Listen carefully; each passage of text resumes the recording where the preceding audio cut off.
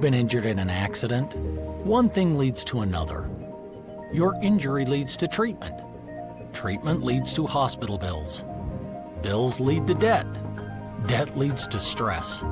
The advocates can help relieve that stress. Having an advocate attorney on your side leads to faster resolutions, fair outcomes, and a peaceful recovery for you. You deserve an advocate. This is The Monty Show, the truth in sports talk streaming. When you want unbiased opinions about your favorite team without the spin, all you have to do is find The Monty Show, streaming live and available 24 hours a day, 7 days a week on YouTube. And now, here's Monty. Hey, The Monty Show live on Tuesday, December 9th, 2025. As always, we are presented by the Advocates at theadvocates.com, the best injury attorneys in the business, 24/7, 365. The best part about the Advocates is they fought the fight you're about to get into, right? When you've been in a car accident, when you got hurt at work, maybe you got attacked by your neighbor's dog, you're always going to have to fight your insurance company for what you've paid for all those years. Yet they want to hold from you. You didn't deserve to get into an accident. You do deserve an advocate. And again, the best part is you don't ever reach into your pocket to pay the advocates. In fact, you don't pay the advocates unless and until they win your case. 24/7, 365. You can talk to an injury attorney live. No chatbots, no AI. You just get clear, risk-free advice at theadvocates.com. A pretty earth-shattering announcement out of the University of Utah today that they have negotiated a private equity partnership that will bring an influx of cash to the University of Utah. And the amazing part about this is they seemingly kept it under wraps. We did not hear about it until it broke. I think we all knew that there was going to be private equity coming in, that money was going to change the way that people do business. And this certainly is going to change the way the University of Utah does business. And I have to think this is just the beginning, because it's a $500 million deal for the University of Utah that will fund the creation of a new business entity that will turn sports at the University of Utah into a business that is for profit. And I think it's brilliant. I think it's what should have happened probably 5 years ago now at this point, where we've been trying to play nice and talk about how, oh, well, it's just great that you guys are able to participate on the field. College sports is big business. And when you look at the way the University of Utah has done business, they have always put the student athlete first. Very rarely at Utah. And you may not know this. I know that most people don't even understand that the state of Utah and Salt Lake City actually are real and they exist on a map. But if you've been around the University of Utah at all, you probably are aware that they put student welfare very high on their list of priorities. And a lot of this money will go to infrastructure to improve the lives of student athletes. Some of that could be, as it was told to me today, travel, the infrastructure of travel, like more tutors, more equipment, better class of travel, better food while traveling, better recovery, better rest periods, all of the things that money can buy. The University of Utah now has access to those things. And I guess the question that I have, and what I've always struggled with the Big 12, and I think we are seeing this across this league with the plague of not firing guys like Dave Aranda and the Big 12, and I think it's hysterical. The Big 12 fans are, pointing their fingers at the SEC.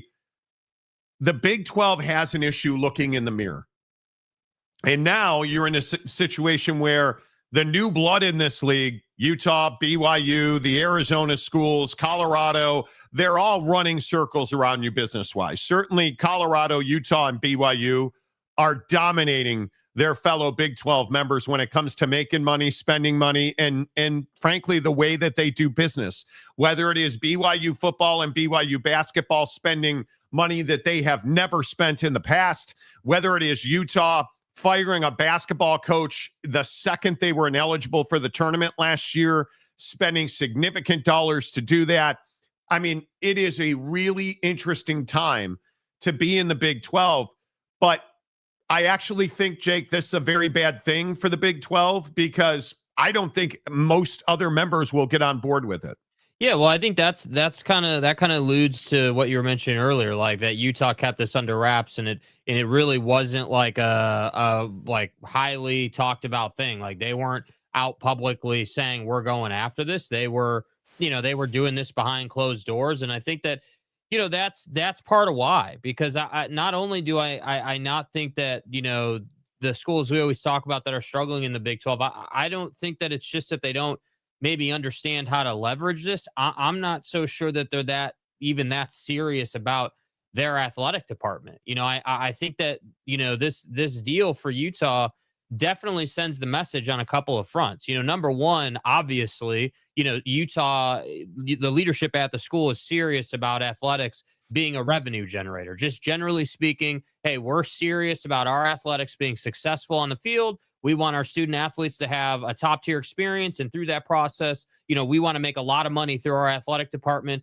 to help us, in other areas at the school. So just generally across the board, I think Utah has made that extremely clear with doing this kind of deal. That's number one. Number two, I agree. I think that the business savvy that it takes to do a deal like this, in the educational environment, if you will, I think, you can't discount that. I mean, you have to do this in a responsible fashion. And it appears that they have done this, right? It's been very much talked about that this is a partnership. This isn't just, hey, they're going to buy shares and, it's just going to be a profit thing. Like it's very much being, talked about as, hey, this is a partnership. And when one side grows, the other side grows, and we're all working together. So I think that that's also good. But I do think that there's this concept in the Big 12 of, yeah, like all this new blood is doing all these great things, and the Big 12 just can't seem to get the rest of the conference to come along. Like, hey, man, like Oklahoma State, you tried to sell us on cutting Mike Gundy's salary before you fired him for NIL. Why not go along with doing a private equity deal so you don't have to do that anymore? Or how about Baylor, telling us in the statement last week or the week before, hey, like we didn't fire him because we need to invest more money in recruiting and back into the program so that it can be run at a high level. Like you're seeing different signs of these schools not making enough money. And it's just convenient that, it's those same schools who aren't doing well on the football field in other areas. So that is hard. I see. And I think, not that I'm saying you're wrong, but I think we tend to put too much of this into football. This is not a football deal.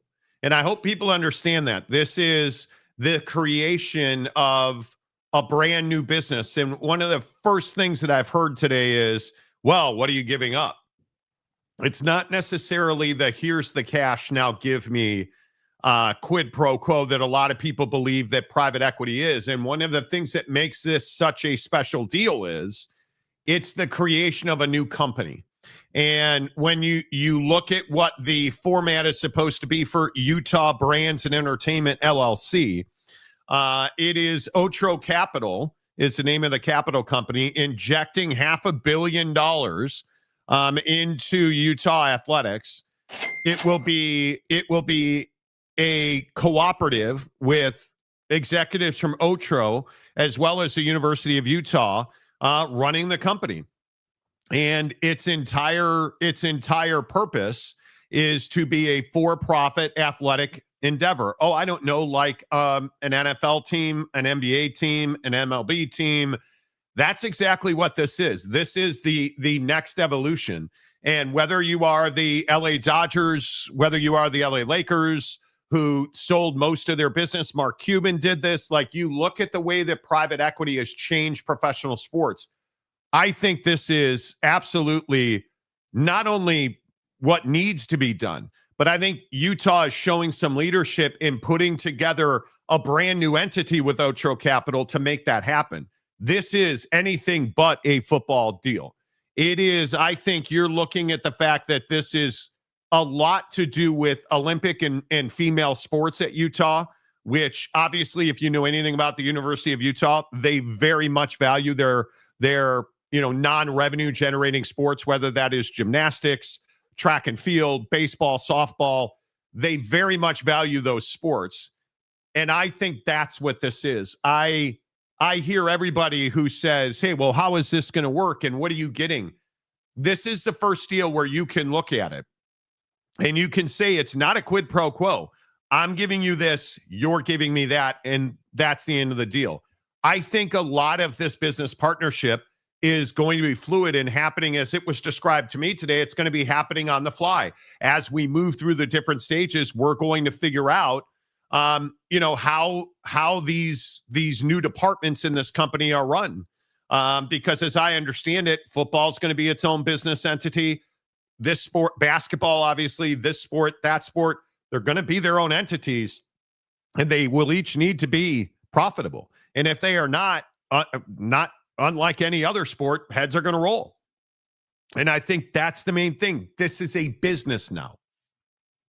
And I know that a lot of people don't want to hear that, but this is a business now. We talk about, and we'll pick back into Notre Dame and all these teams that are opting out. Kids, in my opinion, don't want to play in bowl games because they're here for the business aspect of playing in the NFL. And I know we talked a lot about that yesterday. This is another nod in that direction. Rightly, wrongly, we agree with it, we don't agree with it. This is a move to A, privatize Utah athletics into its own company, and then B, professionalize it, bring it into a professional sphere where a lot of the questions about what's going to happen won't be on the coach. It'll be on the layers of management above it. I think it's absolutely the right thing to do. Yeah, I definitely think that in the new age with all the money and just all the responsibility you have in running an athletic department, you need structure like this. There's no doubt that for lack of a better term, like the willy-nilliness, the hey, we're just going to do this off the cuff. We're going to do this off the fly. Like, we're not going to have a plan. There's no structure. I think that's hurt universities. And people have talked about that, like, how do we, again, the age-old question has always been, and it doesn't really pertain to this deal, but like the age-old question's always been, okay, well, how do we make enough money in football to cover all of our other costs, right? That's always been sort of the formula. Hey, you're really good in football. You're going to the CFP. You're getting shares.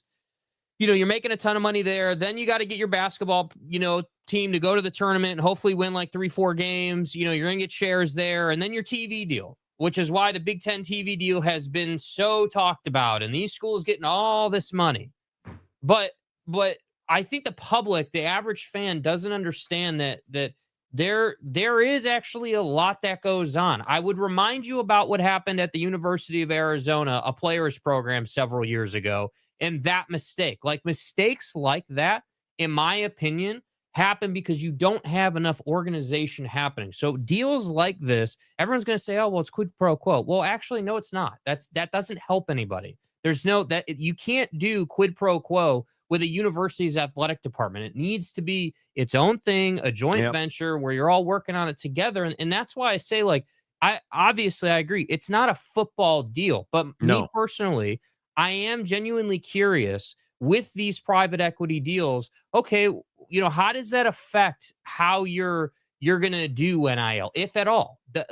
How does that, like for Utah with Kyle Whittingham's situation, with Morgan Scalley potentially stepping in, what does that do? Does that give Morgan more options? If Witt stays, does that give him more options? Those are the things that I'm genuinely curious about with how this deal will help them moving forward. I just don't think NIL is part of this equation in making this deal work. I think when you look at it, we tend again to fixate on things like football and NIL. It's just the wrong way to look at it. I think when you look at this deal, it is about administering a company to make more money. NIL is essentially, in today's world of college athletics, it's a line on a P&L, a profit and loss sheet. You're paying that money. Now, frankly, Utah has struggled with NIL. It's been one of the drags on their athletic department. They haven't been able to compete. One of the reasons that Utah has struggled so mightily in Olympic sports and secondary sports is because they don't have the NIL infrastructure to compete with Texas Tech, who paid a softball player $1 million. right? Like Utah's never going to do that. So now you're in a position where you're going to be able to do that because you have more money, but that's just another line on the P&L sheet. You have to look at this in a bigger framework. This is a new company, and Utah's got the final say on everything in it. And to me, I just think that when you have this kind of step, now everybody's going to watch you. Now everybody's going to say, okay, well, how did this new entity make the University of Utah more money? How did it upgrade there? Because really, at the end of the day, if we're going to talk about things like NIL and whatnot, are you more talented? It is having this new entity with this $500 million in private equity coming into the University of Utah. Did that bring more talent and more quality athletes to football, basketball, but your secondary sports? Are your non-revenue generating sports now revenue generating? Are we seeing a situation where those are the net benefits of having this deal done? Because at the end of the day, if you're not more talented because of this, there's no reason to do it. And I think what we saw at Texas Tech in the Big 12, and I think we see this, and I really think the Big 12's a blight and an embarrassment on the face of college athletics. I am so embarrassed for TCU, for Baylor. Baylor hiring a Fish and Stream magazine bro to be their athletic director. It's humiliating. Like, can you imagine being a Baylor athletic fan today? Like, what are you hanging on to? No idea. You have a really average football coach who at any other university would have been fired. You have a president at Baylor whose allegiances lie with another university in the conference. You have a president who essentially said, we're not firing our crappy football coach because we're going to hire a guy from Field and Stream to come in who is going to make him do what? Because the guy from Field and Stream, which is quite literally an outdoor magazine and lifestyle brand, you want to go camping? Go to Baylor. You want to win football games? I'd probably advise you to head to Utah. That's it. Like this conference, you look at how many teams in this league are actually willing to put the money in to make this happen? Because again, not to be a red ass, and I know I've said this for 3 straight days, but the new blood, Colorado is losing stacks of money, and they're still spending. You look at Colorado basketball is certainly better. Colorado football has been better, even though they had a terrible year. They're spending. There's no question Arizona State's spending. There's no question that you look at even Houston. Houston is absolutely moving in the right direction, right? But Oak State's not, TCU's not, K-State's not, Baylor's not. I don't know what you say about Kansas. Kansas is putting all of this money into their football stadium, which is half built, and Leipold with his pocket knife, like they're running in quicksand. K-State's terrible, like embarrassingly bad. And now you hired, I think, a home run hire in Colin Klein to be your football coach. But I'm not going to say K-State's all in until I actually see them, do things like win football games and actually have a quarterback that can operate. Yeah, be all in on winning games. But if we look at UCF, are you really going to tell me, Terry Mohajir, the athletic director at UCF, are you going to really tell me that you're doing everything you can do to win every single football game? No, you're not. You hired Scott Frost, bud. Hey, where am I supposed to go with that? Right? So I look around this league, BYU, Utah, and Texas Tech. Those 3, you cannot question their financial and their philosophical dedication to winning every single rep in football, every bounce of the ball in basketball. I can tell you at BYU, I don't care if it's lacrosse or soccer, they're trying to win. They're trying to win the whole damn thing in chess club too. Like, That's BYU, Utah, and Texas Tech. Everybody else, we'll keep the Wolf of Wall Street as our head coach. Yeah, what's the problem? The guy quite literally had a press conference and talked about the Wolf of Wall Street. Wall Street. You figured it. Like, this league is a blight. And now here we go again with one of the new members of this league coming in Utah and being a leader into the next generation of how athletics will be administered. And I don't know when it'll change. I mean, honestly, like, I don't know what, because you and I have talked about this for how long? Years at this point, that the Big 12 can't seem to get the stragglers to get on board. And I agree, Houston's going up and to the right. Totally agree. No way to dispute it. Give him a lot of credit. But I just don't know what it's going to take, because what you're essentially describing is a philosophical difference. I mean, it's as simple as these new age, new blood schools are trying to go forward and trying to win and trying to do everything they can do. And they care about it and they take it seriously, and they're pissed off after they lose the Holy War. And these schools are not and don't care, and it's not a big deal, and field and stream guy is good enough. Like, I don't know. The only thing that I could think that would change it would be performance-based revenue sharing. That's the only thing you want, because I'm a big believer. Once you start taking people's money from them, all of a sudden you have their full undivided attention. And what's hard about that is that that would impact, obviously, the student athlete in the end, you know, and that's what I think people don't want to do. But I just think if you're the Big 12, at some point you have to say, like, dude, like, get on board or get out. Like, what else is there? How do you get people to move? Because they can't just stay where they are. If you want to continue to grow and you want to continue to I guess the word would be compete, if you want to continue to stay relevant in the Power 4 conference conversation. Because again, I maintain you're lucky the ACC had as crappy of a year as they did. If the ACC had Florida State, Miami, and, you know, had two teams in, and you only had your conference champ, we'd be having a worse conversation than we're having now. Yeah, Like, I don't. Boys, and we can sit here and we can fantasize about Florida State and Clemson and you don't handle Miami versus Notre Dame, and I don't care which side of Notre Dame you're on. You don't handle it the way the ACC's handle it and then think that you're some great operator. You know, that's just not the reality of it. no way. And again, I just think some of the other headlines about this deal, one of the things I think is really fascinating is this private equity group is putting in, depending on how you look at it, they're putting in well north of $100 million. The other money in this deal, and I think this is really, really important.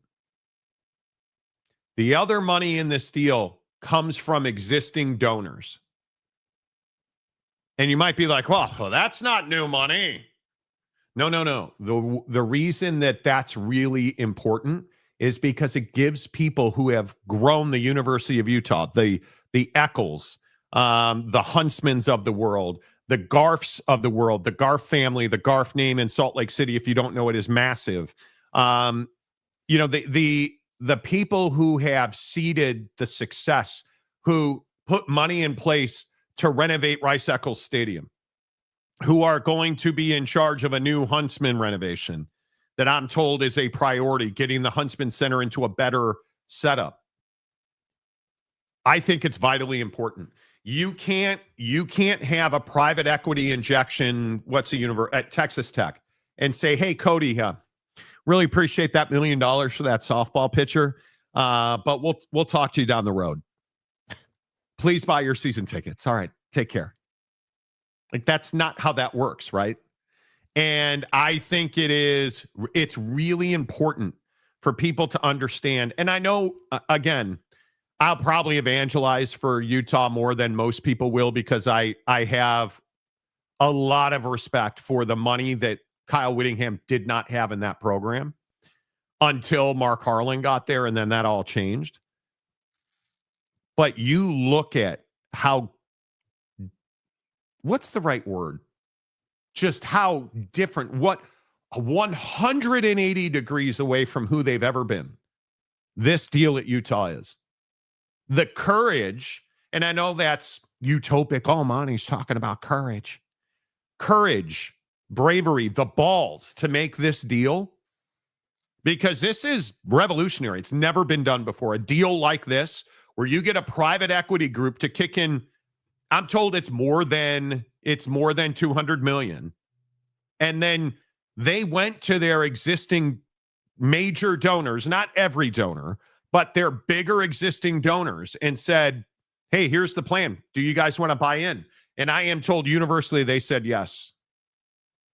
And this new entity will be created. The University of Utah will have final say on everything. And I think it's unbelievable. I think it's a really, really good deal. Let's get into the comment section here on the Monty Show. Don't forget that the official daily fantasy partner was talking to the guys at Prize Picks yesterday. They have so much going on at Prize Picks, you guys. If you have not gotten into Prize Picks, if you have not played daily fantasy, do it now. Download the Prize Picks app. Use the promo code Monty, Monty, promo code Monty. You deposit $5, it'll give you 50 more in plays instantly. Download the Prize Picks app right now. I love it. Frankly, I think we have stormed through this college football season and NFL season. I'm sorry if you played Jalen Hurts last night, because I've never seen an NFL quarterback throw an interception and fumble on the same play. But that was quite the trick. I would probably not take the over on Jalen Hurts touchdowns, but you do what you do in the Prize Picks app. Download the app, use the promo code Monty. Greg Hawkins. Hello, Greg Hawkins. When's the last time Greg Hawkins was the first comment I saw on the show? It's easier to convince boosters that they're going to get a return on their investment than just simply listing or lighting their money on fire, which is all NAL is right now. And I'll tell you, talking to people at Utah about this deal, one of the things that is so important to the folks at Utah is that this is a partnership. It's not and I need to be careful how I say we don't want somebody to cut us a check and broadcast our games.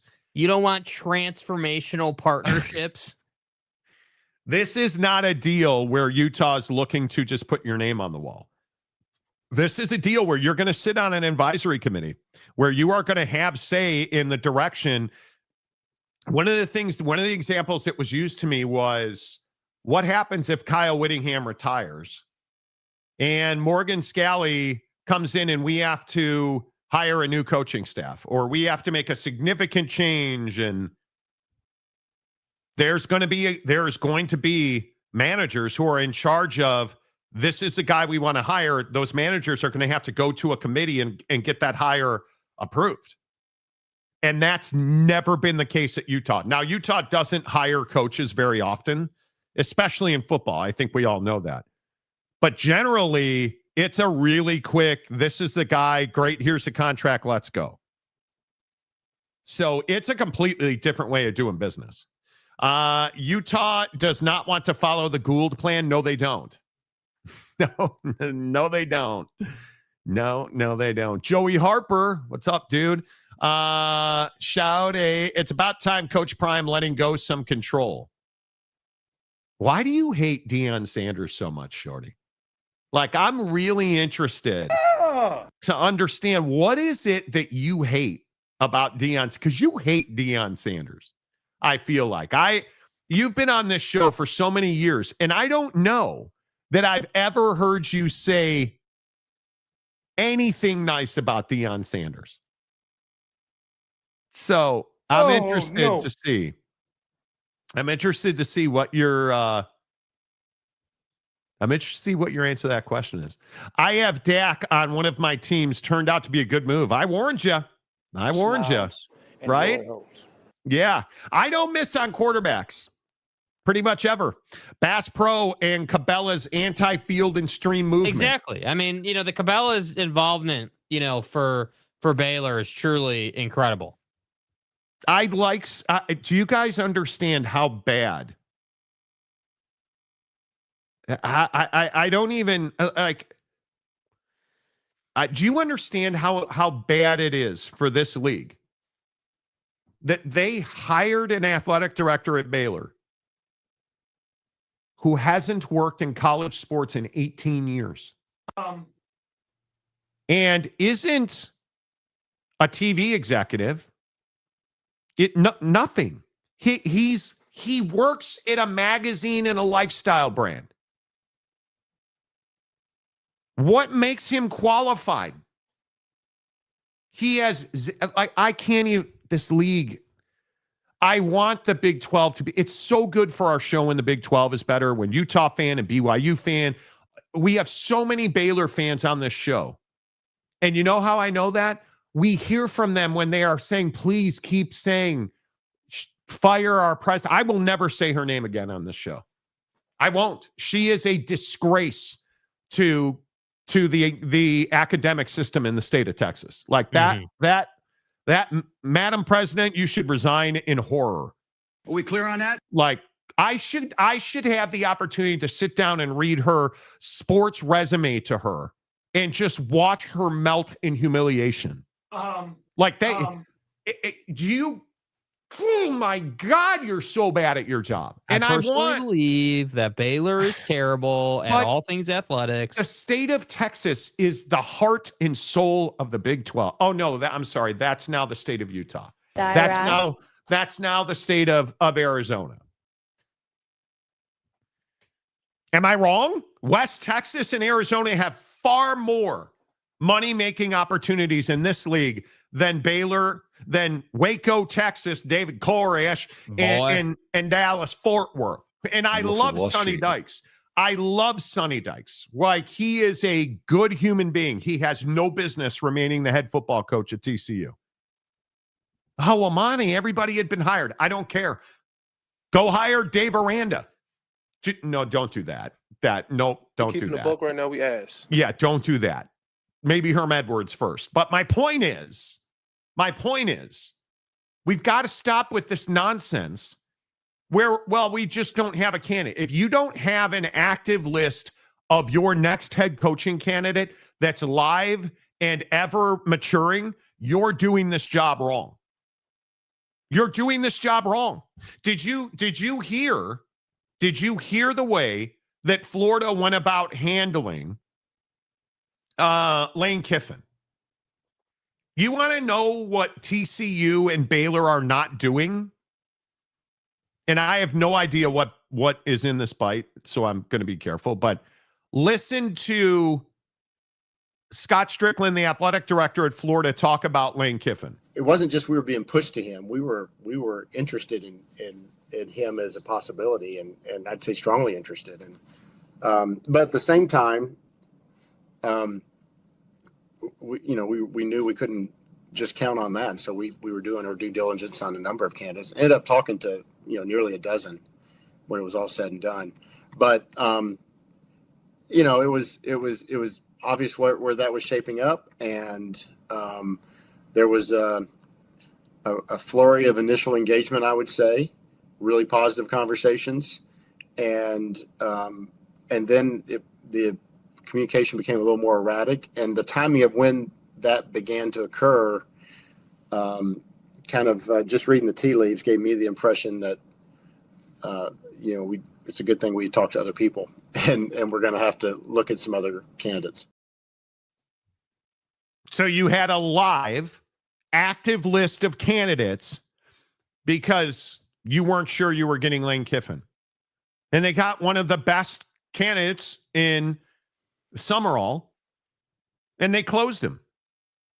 You're telling me, this is the Phillip Rivers to the Colts conversation. You're telling me 59 million-year-old Phillip Rivers is the best you could do at quarterback. You're telling me that Sonny Dykes and Dave Aranda are the best you can do as your head coach? You're terrible at your job. I want the best people. I'm not trying to be an a-hole about it. But if Dave Aranda is the best coach you can get, quit or fire yourself. I don't care. Just put somebody in there who can get a better coach than Dave Aranda. because it's not good enough for this league. Get somebody in there who can hire a better coach than Sonny Dykes, because Sonny Dykes doesn't belong at TCU anymore. Yet, here we are, and those two dudes are going to keep their job. How many years did the mullet get to keep his job in Stillwater? Are you out of your goddamn mind? What an embarrassment Okie Light is. Yet, this league expects different. And then somehow. And then today, when I'm talking to folks about this private equity deal at Utah, and they're like, oh, Utah wants to be in the Big Ten. How do you know, like, when have they ever said that? They've never acted that way. Utah and BYU, because I think they're the two teams in this league that continue to get the most hate. They just continue to push the envelope.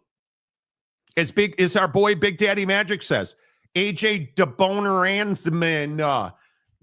DeBanza, one of the most heralded recruits in the last 10 years, signs at BYU. Young, black, not Mormon. Well, Monty. No Monties.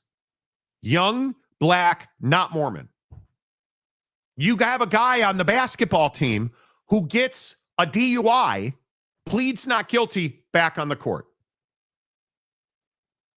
You think this is business as usual? You just paid Kalani Sitake $9.5 million a year to be the head football coach at BYU. Let me get this right. A year ago, he was making $4 million. Now he's making over double that at $9.5 million. Who's doing business in this league and who's not? Because it ain't. That's pretty clear. It's not Oklahoma State. It's not Baylor. It's not TCU. Bro, I'm telling you, it's the new blood in this league. It is the new blood in this league. And if you're Tim Pernetti today, like Tim Pernetti, and the Big Ten is a disaster. Tim Pernetti is not long for this world. But I just sit here and tell you, there's one league who's doing it right. You're going to hate it. You know the three letters I'm about to say. There's one league doing it right. It's the SEC. It is the SEC. Does the SEC have college football playoff rage? No, because they got 5 teams in, right? And again, I sit here and I say to you, it is remarkable that we can go all the way back, and you hear the words that Greg Sankey has said so many times, and I'll take you back. I think this was 2 years ago on the Triple Option podcast.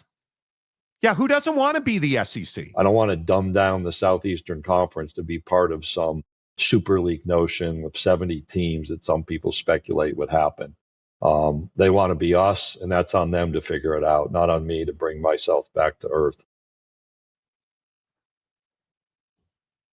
Well, what am I supposed to say after that? Because has that not played out over the last 2 years? That's exactly what's played out. And then today, we get Utah running circles around Baylor. There's a scene in The Wolf of Wall Street when they're talking about throwing midgets, and it's like, hey. He said throwing midgets. Dave, help me, dude. Help me. Dave Aranda just he said throwing midgets. That guy. That's not. I wish I could tell you that was AI. That's the head coach. That's the head coach at Baylor talking about throwing midgets and The Wolf of Wall Street. There's a scene in The Wolf of Wall Street when they're talking about throwing midgets, and it's like, hey, this midget, can he, can he roll there? And he go, no, he doesn't roll. You throw him. You know what I mean? And they're made for throwing. And then after a while, they start talking, and they go, well, you know what? I think if you start talking, they may think they know we're making fun of them. The midgets may think that we're making fun of them. So then I'm going to start, they may get mad at us. And then the guys go, well, Well, That's all I can do. I can't. What are you talking about, Dave? What you're not talking about? You're not talking about the college football playoff. You're not even talking about winning games. You're not talking about recruiting classes. You're not talking about NIL. You're not shut up. You're not talking about Field and Stream guy. That's the Big 12 right now. That's the Big 12 right now. And then, did you guys see this video of President Livingston at Baylor? I personally believe. Okay, I should stop. I tried not to play that video. Bro, dude. U.S. Americans. This is the president at Baylor trying to explain why it was a good idea to keep the Wolf of Wall Street. I personally believe that U.S. Americans are unable to do so because some people out there in our nation don't have maps, and I believe that our education, like such as in South Africa and the Iraq, everywhere like such as, and I believe that they should, our education over here in the U.S. should help the U.S. or should help South Africa and should help the Iraq and the Asian countries. So we like the Big 12, such as in like the Sun Belt. In the Sun Belt, in the American. Bro. Afghanistan. Dude, I just can't. I can't. You can only lead the horse to water with this damn conference, dude. I cannot, bro, I can't figure it out with some of these schools, dude. I just can't. I really can't. Yeah, I don't know what you do with it. When you have a dream that makes perfect sense, but when you wake up and try to tell it to someone and realize it makes no sense, was what happened to Aranda. Totally. Wall Street. Well, let me tell you about these midgets, boys. They were made for throwing, Monty. Dave, there's a reason that movie's rated like almost X. Bryce Martin. Bryce has been getting into me about, do we need to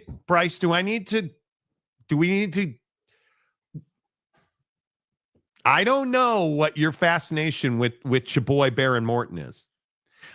Bryce is into me. I think it's Bryce is into me saying that I am too hard on Baron Morton. That I am wrong about Baron Morton, that I don't know, and you're just Bryce. What have I said about Baron Morton? Because I think, and I don't want to go over the top. Texas Tech is a good team in this league. I am not convinced that Texas Tech is one of the best teams in the country. Do they belong in the college football playoff? Unequivocally. Are they the fourth best team in the country? And you know why they're not? Because Baron Morton's your quarterback. And I will sit here and say again, and Bryce, I'll punch you in the face. I'm happy to, I actually won't, but my point is, here's my thought on Baron Morton. Baron Morton is good when there's no leverage. And he's good at home when there's no leverage. But what have we seen as the games have gone on? He gets in trouble when they get in trouble. When 17% of his passes were, any other way you put it, should have been intercepted. 17% of his passes. And BYU's defense, because one of the other things that Bryce keeps going on about is the great BYU defense. Their defense is really good. Really good. But it's nowhere near as good as what you're going to see, in my opinion, in the playoff. And I think the game, you're going to run into Oregon, I would guess, in the first round. Can we honestly sit here and say that Texas Tech is better than Oregon, Bama, or Oklahoma or Indiana. I think Oregon's a horribly flawed football team. I can see Texas Tech beating Oregon. I want to see the back end of the Texas Tech defense perform because they have not been tested with the likes of Dante Moore in that offense. Sadiq's going to be healthy. The wide receivers will be healthy. But then what do you do when you beat Oregon and you have to, not in Lubbock, where lies are told and knives were never thrown, not in Lubbock, but what happens when you get to the semifinal and it's Indiana or Oklahoma or Alabama? Because you have not seen a quarterback like Mateer. I don't know what's going on with Alabama's offense and whatnot, but their offense is the problem for Texas Tech against Alabama is Alabama's not going to run the football because they can't run the football. But god damn, they can throw the football. So you better hit Ty Simpson, right? And if it's Indiana, there are a few teams in this country that can line up on the line of scrimmage, both sides, and compete with Texas Tech's physicality, especially that front four on defense, which I think arguably could be top 2 or 3 in the country. See, that's my question, though, the physicality, because who have you done that against? You haven't done that against great teams in the Big 12. Like I think that, with all due respect to BYU and even Utah, I think that the again, Tech and Oregon, that's one of the first things I'd be looking for if I was watching that game.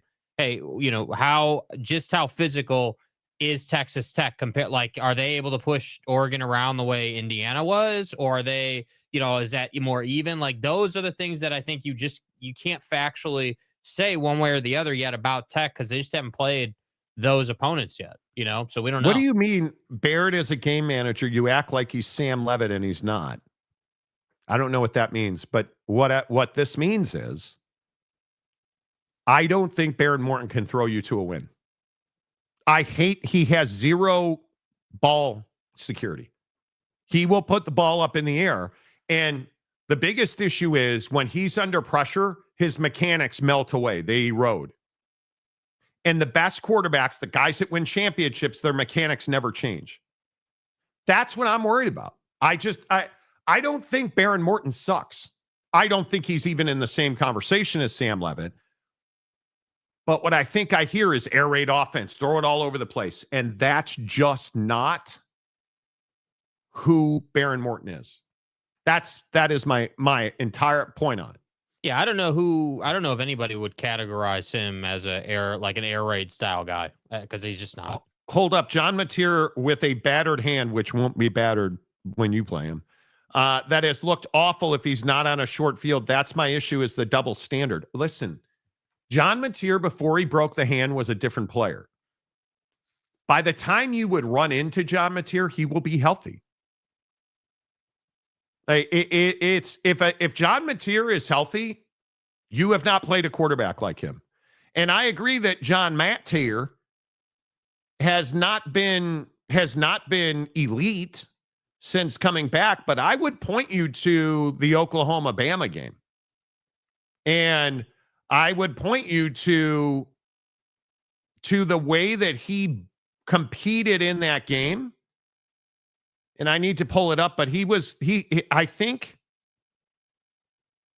I want to say that he had a terrible game. And just really quick, John Mateer was 15 of 23, 138 through the air. He was 10 of 23 and a touchdown on the ground, and a big one, a big touchdown. But what's the problem with John Mateer running into your face mask the entire game? Yeah, so is their defense. Oklahoma's you want nothing to do the way because I think, frankly, Texas Tech's best offense is trying to just run right down your throat, and then the middle eight bouncing the ball outside in the run game and taking that shot. That's what I think is their best offense. But I think Oklahoma's a sledgehammer defensively. I want nothing to do with that. It shouldn't be. My thing here is with this comment, Bryce, is you're you're discounting John Mateer because he plays on a lot of short fields because that defense is so good. But what I would say to that is, isn't that exactly what Barron gets a lot of the time? I mean, is your defense not heralded as one of the best defenses in the country? Is your defense not supposed to be one of the most physical and one of the best? Is that not what has been beaten over my head the whole year about this team? Justifiably so, too. Yeah, so but again, in my opinion, Oklahoma's got a better defense than you have. So again, even if you were to see Oklahoma, I'm not confident that and whether you want to blame it on Barron or if, because I think what you're trying to do here is you're trying to say that Barron, they're not calling an air raid style offense. I think that's what you're getting at here, is that Barron is limited by, the play calling, and that they ask him to be a game manager, not a star. And I completely disagree with that. I think there are a bunch of different throws that he just flat out misses, and they don't call those deep shots because it's not worth the risk when you can run the ball the way they can run the ball. Like that to me is more of what it is, rather than them just not giving them a chance just for no reason. Well, and my question is, what happens when you can't run the ball like that? Because that's what you're going to run into. Defenses, and I think BYU tried to do this and was successful for 3 quarters, and then ran out of gas 2 games in a row against Tech, which is what tends to happen when you can't operate offensively. But you look at the way defenses will attack Texas Tech, they will make Barron Morton beat you. And that's when you should get really concerned, because Bama, Oregon to a lesser extent, because I just don't love Oregon's defense, but I'm told routinely by Oregon fan that I don't know ball. But Oregon, Oklahoma, Bama, all of those defenses have the ability to stop the run and make Barron Morton throw the ball. And I don't think anybody came in this year saying that Barron Morton's a game manager. So, but that's just me. Sam Levitt is a playmaker. Barron this year has been asked to be a game manager. No, I don't think he's been asked to be a game manager. I think that's his top end right now. The difference in our conversation here is you believe that that's who Texas Tech viewed him as coming into this season, and that is not who they viewed him as. They wanted to, and Joey has talked about this in the past, they want the Abilene offense. They don't want the methodical plotting underneath, but you cannot trust him. We saw it in the championship game. You can't trust him to throw the ball on the diagonal. He put the ball in danger multiple times. The in route is so lethal for Tech's offense, but the problem is he does not consistently complete the in route, and it makes me crazy. Because I think, and this is just my opinion, with Rodriguez and that defense and Romello, and their defense is good enough to win a national championship. If the secondary can hold up, but even in their what's a close game? Like, they didn't really have many close games this year, if we're being honest. The Arizona State loss, okay, throw that out. You're never going to be perfect. They didn't play in a close game other than that. Like, I mean, you beat the brakes off West Virginia, right? You weren't. It was close in the first. It was close early. You were actually trailing, I think, for the first time in the first half. 7-0 to BYU, and then you beat the brakes off of them, right? Like, you just have not been tested because there are not offenses in the Big 12 who can test you. That's the biggest thing. And I think that that's going to be what's going to happen when this defense has to go up against a prolific offense. And maybe Oregon is that. And I'm very interested to see, because I'm a big believer in Dante Moore, his ability when his receivers are healthy, they're really good offense. He is such a good thrower of the football, bro. Like, I can't even describe to you. He's probably got 3 of the 10 best throws in college football this year. And that is legit. And you look at some of his numbers, 4% of his balls are likely to be intercepted. 4%. And it's not like he doesn't throw the ball. The guy threw the ball 313 times and completed 72.5% of his passes.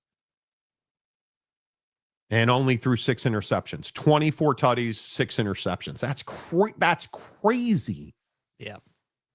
That's crazy. And again, like the USC game, do you understand like who he did not have? They scored 42 points in a game. And they really didn't have their best offense. Now, I think Sadiq scored 2 touchdowns in that game, but they didn't have their best offense. Like, yeah, we'll see. I'm a matchup dependent guy. And Bryce, I think you're one of the better football guys on this show. I really do. And I love making the conversation. No one has made us become one-dimensional. It's exactly my point. I'm looking forward to Oregon game, and I am not confident in us winning because they are that good, but we will see if Barron can make those throws. That's the biggest question because the defense is going to perform. We know that. Defense, they love hitting people.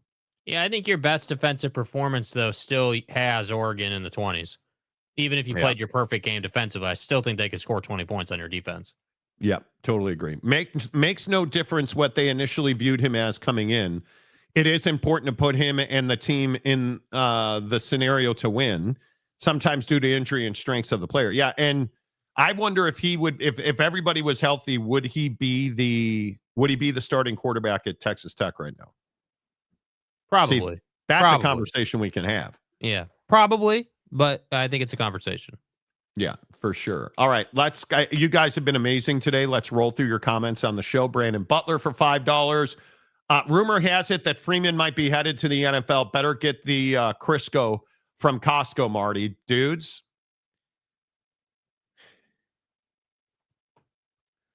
I don't want to play Bavacqua today. Because he never really says smart things. Like, why bring up Notre Dame? Why bring up like Brandon? I thought we were friends, right? You gave me a scarf. I thought we were friends, right? You know, we've shared very little in-person conversation, but that doesn't mean we're not friends. I thought that we had bonded over Big Daddy Magic's terrible AJ DeBanza spellings. Notre Dame's still really pissed off about getting left out. But I would like to introduce to you one of the stupidest things I've ever heard that will be said on this show. And there are stupid things like the Iraq, such as in like, certainly there are stupid, like Iraq. Hugh Freeze, length and girth, really stupid. Wolf of Wall Street, midgets, really stupid. And then there's Petey talking about the greatest 10-game run in the history of the world. We were shocked. I would say mystified by what happened on Sunday. And just, where my head and heart go, and I know Marcus feels the same way, you just feel for those student athletes on our football team. As I said yesterday, as I said on Sunday, we felt we did everything we could over the course of the season. We lost our first 2 games. We're not hiding from that. We lost against a really good Miami team. We lost a nail biter against Texas A&M, 2 great teams by a total of 4 points. And then we did everything we needed to do. We had one of the most dominant 10 games runs in the history of college football. Cocaine is a hell of a drug. I'm sorry. I just ate, so if you could say stupid shit in the morning. Cabo. Not a Bacavo, I wish. That was not one of the best 10-game runs in the history of college football. And I don't know, because Pete Bavacqua was not stupid. That's a super intelligent guy. But at what point do we cross the line of, hey, now we just went too far? Now we just, right, what you said on the DP show yesterday, no problem. We were mystified by the actions of the conference. No problem that you hate the ACC. I hate the ACC, Petey. My guy, I'm with you. Fuck a lot. Nobody likes the ACC. And Jimmy, he called Jim Phillips Jimmy.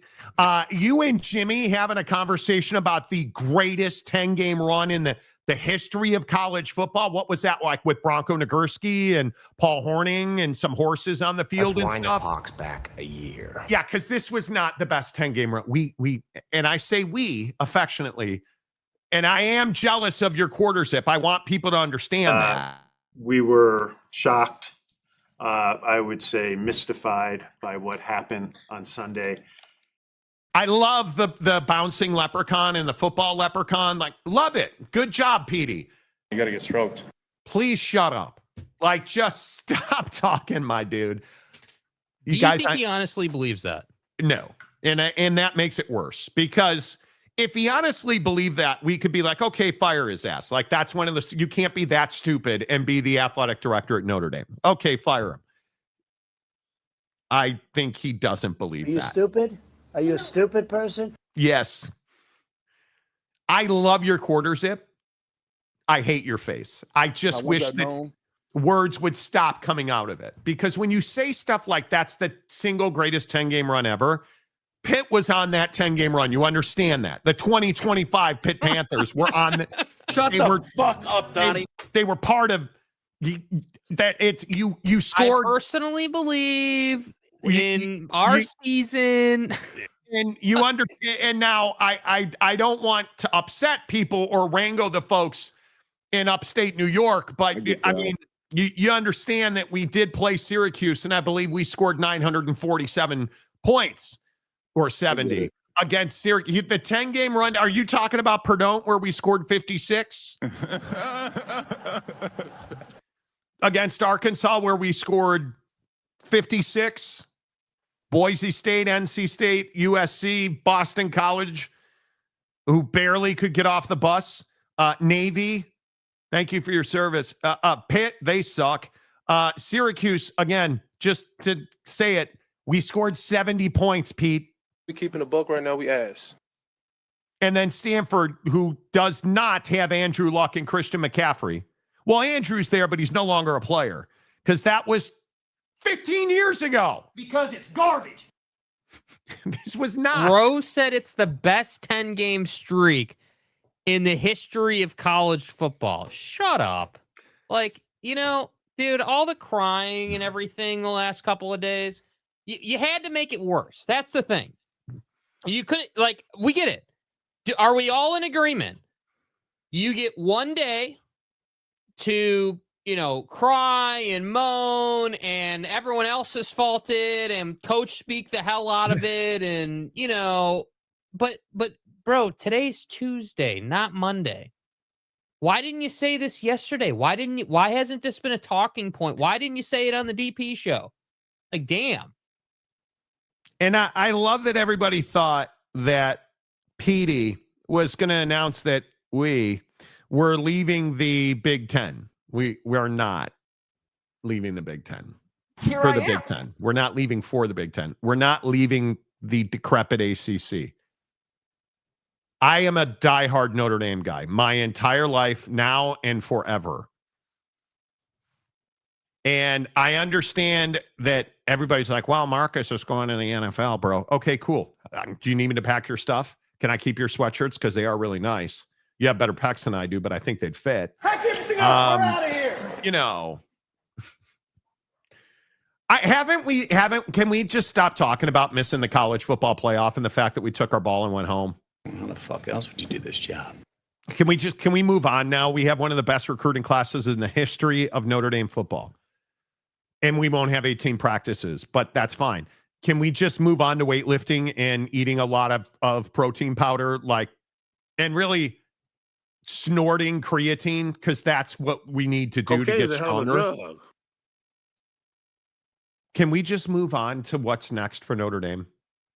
No, I don't think he's going to allow that, dude. I think he's going to continue to talk about it. This is this is one of the stupidest things I've ever heard. This is one of the stupidest, most moronic things I've ever heard. We were shocked, I would say mystified by what happened on Sunday. And just, where my head and heart go, and I know Marcus feels the same way. You just feel for those student athletes on our football team.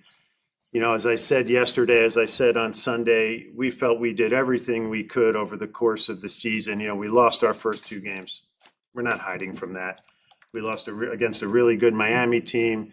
We lost a nail biter against Texas A&M, 2 great teams by a total of 4 points. And then we did everything we needed to do. We had one of the most dominant 10 games runs in the history of college football. No, you didn't. Oh, excuse me, bruh. And he says it so matter-of-factly. Oh, yeah, we had one of the greatest 10-game. Bro, who are you? The Chicago Bears? There's Pete Bavacqua celebrating the great 10-game run. It's like Sorry as to if interrupt. it's publicly known. Like, I agree with you. He does say it in a way where it's like, yeah, everybody agrees with this. That was like one of the greatest 10-game runs ever, dude. I mean, how are we not in? Guys, do you remember back in 2025? And I know this was like 40 years ago, but do you remember that 10-game run that Notre Dame went on against all those crappy teams? Wow, what a terrible 10-game. Nobody will ever look back on this. My point is, and I want to be serious because I want your opinion in the comment section on this. I think this is now too much. This is now too much. Notre Dame needs to let this go. Okay, and move on. I do want to, before we leave this clip, I did notice this as well, what Mikel was talking about. The guy, and this annoys me about reporter guy. Reporter guy going into the room where type A personality guy is at the dais talking about whatever he's talking about. And it's just hammering away on whatever awful keyboard that is, dude. I like just hammering his fingers away while Bavacqua is out here spewing nonsense about Notre Dame is absolutely annoying. Like, dude, shut up and let the guy talk for like 2 seconds. You'll write your story afterwards. I hate that about some reporters. Wish you were me. Damn. Jake, do we have the Trevor Bauer drop anymore? Because every time I say this guy's name, you never play it. Yes. I have to beg for drops because I am no longer allowed to play them on the show. Hello, we are not available now. That's not it. Your name and phone number. I give my daughter an hour to cry about something that disappoints them. This dude is taking 48 hours. Man up a little, my guy. Seriously. And again, here is my not sarcastic, 100% genuine opinion. Marcus Freeman's a good coach. He's not great. Pete Bavacqua is a really good athletic director. You guys need to get over it now. It's time to move on. The worst part about turning down the bowl game was that BYU fans now think you were dodging them because they're irrational too. But the worst part is now we don't get the 18 bowl practices for our young folks, right? Because CJ Carr's not playing in the Pop-Tarts Bowl. That's not happening, right? I mean, Jeremiah's going to the Heisman Trophy. Like, the worst part is now all anybody's talking about for the next 8 months is how much of a sore, poor sport, bad loser Notre Dame is. And I, as a diehard fan, wish I could disagree, but I can't. Wish this was you. Thank you. Thank you. Finally, H-Town King. What's up, H-Town? Baylor finished below Northern Illinois in recruiting. Do they just not have good NIL opportunity? Nobody wants to play at Baylor because it's really they're not simple. going to win games. It's They're really not on simple. They have national TV. awful culture. Nobody Right? wants to play there, bro. It's not hard to understand. They're not in the conversation nationally, and they're irrelevant at Baylor. That's the problem. They are irrelevant, and I wish they were not.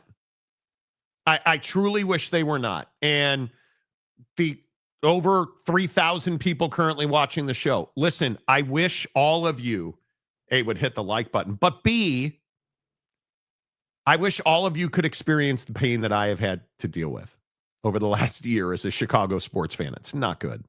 Touchdown, Jesus got an unsportsmanlike penalty for turning down the bowl game. Yeah, he was like, nah, all you heathens down there. Yeah, that rapture that didn't happen, I'm coming now. And I'm starting with you, midget guy. midget guy. When I die, I'm going to paradise. Well, we all know that Jesus' favorite religious institution is Notre Dame. That's why he shows up at every home game. Right. Bryce Martin. So I can't start putting my money on Notre Dame for a natty run next year. I would. Yeah, I mean, the greatest 12-game run we've ever seen in college football, dude. A buddy of mine that works around Notre Dame, and I won't say the sport, but a guy that I know that works around a sport at Notre Dame, and he was serious when he said it. He said that the football team has already scheduled every session of nutrition, strength training, cardio, nutrition. They already have the entire session, times, dates, all of it. They already have their off-season strength and nutrition plan laid out. Every single workout. And their core guys have committed to being at every single workout, not going home, not taking the summer off. Nope. Every single workout. I'm for real. They're not, and I listen as a Notre Dame fan who has no joy because Marcus Freeman's my head coach. I have no joy. Sorry, folks, that's what it is. Trust me when I tell you, we're going to Ben Johnson that ass and turn things around, or you're going to be out. We're going to Ben Johnson that ass. Dude, I don't need to see. You call me a meat gazer. Now all of a sudden you want dudes tearing their shirts off in the postgame. Yes. I mean, come on. Yeah. I want to have the occasion where Marcus Freeman has to rip off that white sweatshirt with the gold Notre Dame on it. I want to see that.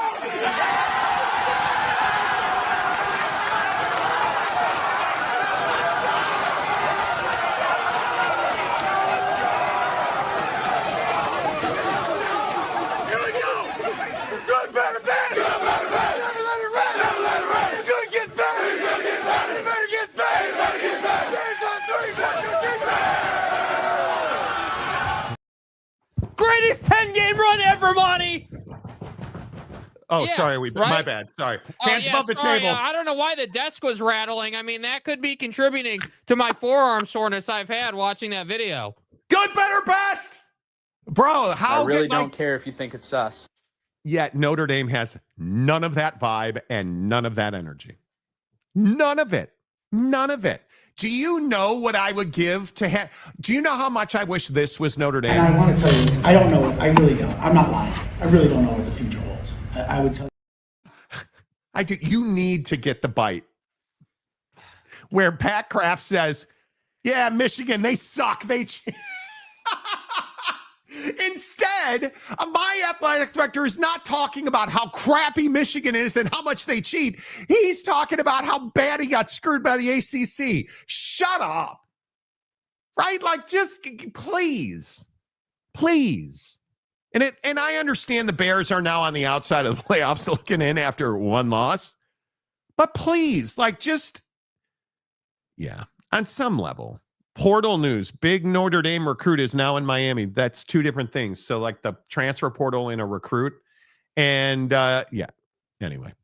Arizona Wildcats basketball, premier college program and national power. When did that? Are you going back to the Book Richardson days at Arizona? Is that when they became a national power? Wiretaps and everything for everybody, right? Like everybody got free wiretaps that year. Big wiretap program. If I'm a top prospect, that's where I want to play. What a great program. You mean Arizona State for Kenny Dillingham, right? Jake's like, dude, did you hear Kenny Dillingham saying if his guys were in the portal, they could still play in the bowl game? He says that every year. Right, but the point is he says it every year, and there's a reason kids want to play there and not play for Baylor. Arizona is a good program. They need to be elite because I think, such as in like, I think the Big 12 is going to be really, really difficult basketball-wise this year. And we're just getting started, right? Like we haven't even, but AJ Dabanza, I think, is Arizona the best team in the country? Probably. Are they better than Iowa State? Yeah, I don't know about that. I think Iowa State could be the best team in this league. I think by the time it's over, by the time we get to February, because that's really when the rubber meets the road. If you're not finely tuned, if you're not a twin turbo V6, running on the best tune that anybody could download to your computer by February, you're not going to win. Right. I don't know where the whole thing. Okay. Everyone's sleeping on Houston already. No, but I think when you're Houston, the target's been on your back for how long? And I think Houston's probably a top 5 team in the country. But now the rest of the league has caught Houston. And I think it's no accident that when you look at Arizona, I think Arizona is the number 1 team in the country right now. But look at Arizona. Football program down, Arizona basketball coming up. Michigan football down, Michigan basketball come, because Michigan, I think, is second in the country right now, right? And then your Duke, Iowa State, UConn. I actually think Duke is, what Boozer's doing at Duke is ridiculous. It is so good. But I think every game BYU plays, they're going to get better. That loss is going to help them. I think every game that Purdue plays, Purdue's going to get better. They had not that was a good loss, but if you look at the 4 or 5 undefeated teams, Arizona, Michigan, Duke, Iowa State, those are the 4 best teams in the country. Yeah. Today on December 9th, Houston and BYU both with winning basketball and football. Tough to do.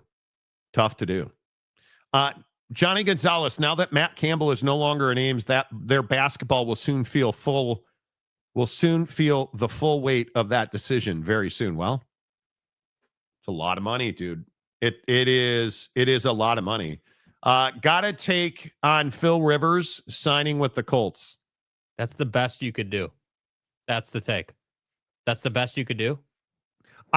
And we've talked about this on the show previously.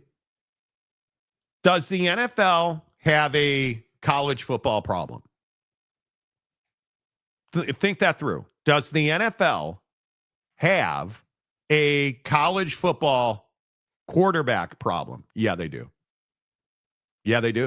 And it's not probably a popular take. But what if I said, what's going on with the Philadelphia Eagles? And how many times will I say this? They're in the shotgun far too often. This whole thing with quarterbacks almost exclusively going gun. How much better is Caleb Williams this year? Let's talk about the Bears. How much better is Caleb Williams this year? I mean, exponentially better. Probably twice as good as he was last year. Got to get accurate. Other than that, everything is better. Mechanics, mentality, understanding, educate. But you know what's really helped him? Being under center. Putting your hands under another man's balls as a quarterback makes you a better quarterback. It gives you far more latitude. It gives you more freedom. It puts the defense in a difficult situation. When you're in the gun, there's so many things that have to be perfectly aligned. And it's what makes guys like Tom Brady, Aaron Rodgers this past weekend, how good were they? But why? Because those are experienced quarterbacks who understand millimeters with your running back. The 6 inches where Saquon Barkley is constantly stepping forward during the snap when the ball's in the air. Dan Orlovsky did a thing about a month ago where every time the ball is snapped, Saquon Barkley leans forward. That's a pass. It's a pass. When they're in the gun, the ball snapped, and Saquon Barkley, what does he immediately do? When they run the ball, he doesn't lean. He immediately puts his arms in front of him. There were so many tells because they're constantly in the gun. This league, the NFL, has a college football quarterback problem. And it's an epidemic because you look around, the fact that Phillip Rivers, 44 years old, signed to the Colts practice squad today with the anticipation he'll be the starting quarterback there. That's the best you can do? Apparently. It's not good enough. And it sucks because the Colts were trending so in the right direction, and now they're just decimated by injury. But you had to go to Phillip Rivers? That is shocking to me. And you and I both know it is not going to end well. Yeah, well, and I just think that it's a combination. I mean, I agree that there's too many college quarterbacks, that are young right now that just are not learning pro style offenses, but it's also an unwillingness to teach them. I mean, at some point we gotta be able to say, hey man, like you gotta learn. Like, you got to learn this system. I mean, there's a reason you're starting to see Caleb Williams really come along. There's a reason that the Bears are progressing offensively, and it's because he's learning the offense. And I think that, again, obviously I never played in the NFL, but I think that there are so many people covering the game now. You begin to appreciate the little intricacies that go into playing quarterback in the NFL, and like, all the stuff that goes into a pro style offense, which is why I think Phillip Rivers is getting the opportunity he is, because they want him to, they feel that he can come in and get them as close to what they were as possible. Yeah, 100%. Huskerman, I if my beloved Chiefs don't make the playoffs, I'm not watching any more football until the Super Bowl, dude. Then we'll see you next year. You look at what's wrong with the Chiefs. They just have gotten old. Their offensive line can't do it. Trav doesn't have hair on his chest anymore. But it's been a nice respite from Taylor Swift every other second. But you look at who's the best team in the NFL right now. Okay, the Chicago Bears are not the best team in the NFL. But if you look at the best teams in the NFL, and I think you look at why they're the best teams. I mean, in the AFC, it's probably New England certainly has to be there. They're really tough defensively. And they have a good hotshot young quarterback. Mm-hmm. Look at the Denver Broncos. They're I think, almost inarguably the best defense in the AFC. And they have a good young quarterback. Not great. I think Bo Nix, there's a lot of warts being covered up by that defense. But they have a good young quarterback, and their defense is really good. Who's the worst team in the AFC? Tennessee Titans. Yeah. Quarterback is struggling, and their defense is terrible. The Las Vegas Raiders, no quarterback, no defense. Their defense is terrible. The Browns probably found their starting quarterback now in Shador. And again, their defense is bottom third of the NFL. Any defense that at this point's given up 300 or 400 points, you can just rack it. Yeah. Cincinnati Bengals, right? You look at the NFC, best team in the NFC, I don't think it's even close as, in my opinion, as the LA Rams. I think the LA Rams, and why are the LA Rams really good? You have a versatile quarterback, shotgun and under center, and you have an elite defense. Maybe the best defense in the NFL with the Rams. The Green Bay Packers, average-ass young quarterback, but they have a really good defense, right? And then it's probably Philadelphia, Tampa, Seattle. Seattle's getting really good quarterback play, diverse scheme, really good defense. Secretly, they might be the best team in the NFC. The Rams disagree. Yeah. But you look at the worst team, the New York Giants. Quarterback can't play diverse schemes, right? Really bad defense. You look at the Washington Commanders. Why on earth was Jaden in the game? If you got hurt that quick again, same injury, shouldn't have been out there. Terrible defense, no young quarterback. New Orleans, Tyler Shook, not a good quarterback right now, terrible defense. The Arizona Cardinals, terrible quarterback situation, their defense is bad. Atlanta Falcons, I can just keep going over. Why are the Minnesota Vikings on the verge of being eliminated? J.J. McCarthy's not an NFL quarterback. Nope. Decent defense, right? The Minnesota Vikings, decent defense. Not a good quarterback situation. Listen to how many teams.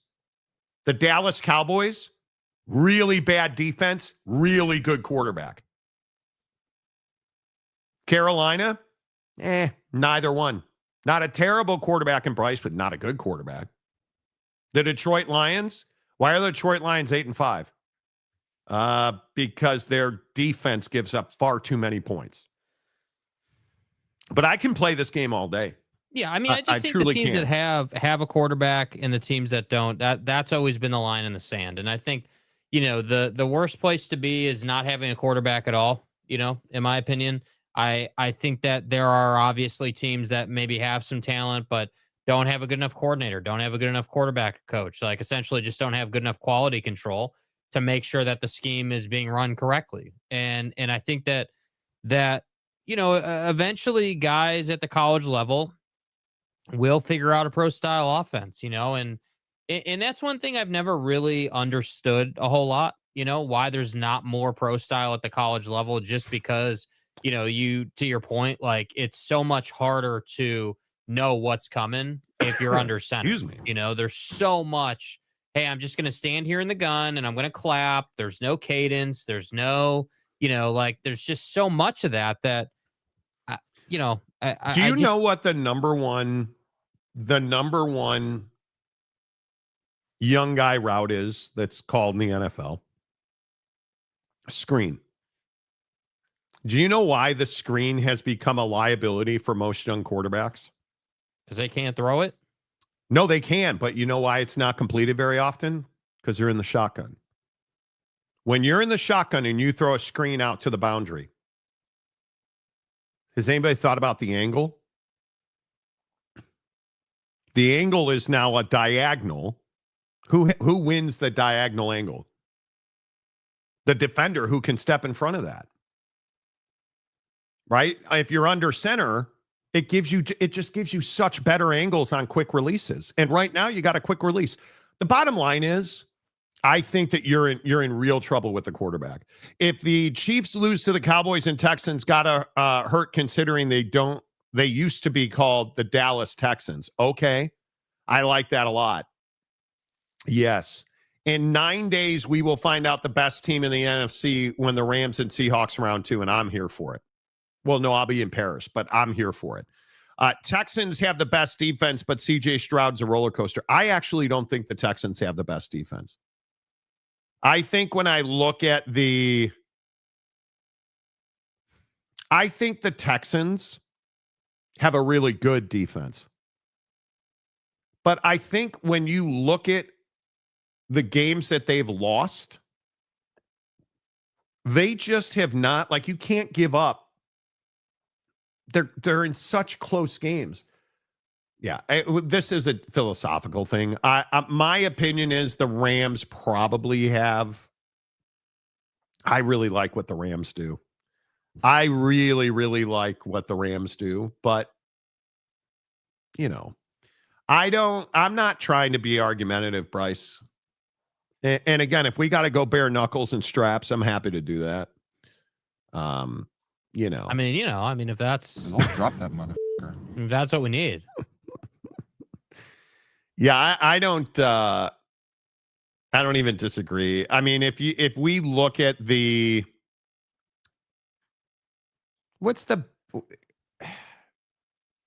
it's so close. It's, in my opinion, it is so close that I don't even know if I had to pick one, I don't know that I could. But when I look at things like power rankings, or when we're putting together, you guys know we do weekly power rankings on the show. When I look at that stuff, the Rams, just every week that I try to get into that, the Rams are just, they're always ranked so high in efficiency on defense. And well, because you look at the younger guy, yeah, right? Younger guy who's innovative, wants efficiency, wants a well-oiled machine, and again, and you talk about this from time to time, but like I think part of this shotgun quarterback thing that kind of bleeds into the rest of your team, like at some point you got to put it on the guys to know the offense. Like at some point it comes down to the players running the offense the way it was meant to be run and doing their damn job. And I don't think people understand how rarely that happens. Yeah. In this NFL, I think that's a great point, mainly because I usually am the one making it. And if you look at Shedeur, Shador's success this past week was simply him running the play as it was designed. And this is Bear Bachmeier at BYU, or, pick your quarterback. You either have a quarterback that's capable of executing a play the way it was designed, or you don't. You look at Marcus Murray, Arch Manning. Now, Arch Manning's a great example. Arch Manning played hero ball the first month of the season. When did they really start getting good? Well, the 5th and 6th week. And then really after the bye, when he understood how the play was supposed to be executed. And his mechanics got significantly better in. But when I look at especially the defenses, I think discipline determines who's got the best defense. And that's why I like the Rams. The Rams are so good, but the Green Bay Packers are probably the best tackling team in the NFL. And I actually don't think the Houston Texans tackle that well. I think that's one of the things that always stands out to me. But if we start looking at things like coverage, there's no team that covers better than the LA Rams. There's just, that doesn't exist. That's not a thing. And there's no team that stops the run better than the LA Rams. That doesn't exist. That's not a thing. Right. And I think when you get into the Texans, the problem is that they just don't tackle well. They just don't. And that's hard to do. Trying to fit in as many people in a phone booth, the Tide Pod challenge, the fidget spinner phase. I love a fidget spinner. Dude, I have one on my desk. Parents fighting in stores over Cabbage Patch Kids and Furbies. And the 6-7 phase. Humans rock. Yeah, we do. 6-7. Yeah, we do. We do. Don't threaten me with a good time, Monty. Exactly. My guy. The Rams who want your team's offense to, well, the Rams offensively aren't even that bad. I think they're probably, well, I know they are the highest rated offense in the NFL. And it's probably not close. Matthew Stafford's just having a renaissance. I think if you want to throw the ball, you'd really like to be the Rams or the Packers, because I think it's not close after that. Patriots, Cowboys, probably the Seahawks have an argument, but it's not close that the Rams and the Packers are the two best passing offenses in the NFL. And I also think it's not coincidental that the Seahawks are, because that's the Seahawks mentality. They're a battering ram, and they like to physically wear you out. I don't even think it's close between them and the Chargers being the best run offense in the NFL. And you look at how gritty Justin Herbert was last night. I mean, dude, really, really good. Mm-hmm. Really, really good. But, Matthew Stafford adjusted completion percentage for tsunamis and aftershocks is off the Richter scale. I've heard that. Yeah, I mean, I just don't know how we're, It's the fucking vernal equinox. Yeah, I mean, you gotta account for these things. I don't get why I think a straight leg passer can't throw. Well, nobody said a straight leg passer can't. Jesus, where's my language? Nobody said a straight leg passer cannot throw. What we're talking about is the front leg that's locked out. Bear Bachmeier, there's a ton of them. When you put your front foot on the ground, is your leg bent slightly or is it straight? When it's straight, it locks your hip and it makes your arm drag. So you're essentially going up and then into a pike position, and you eventually wind up with your butt sticking out and your arm way in front of you. And so you're not accurate. You are not accurate. And Bear Bachmeier will have that trained out of him. The Tom House, John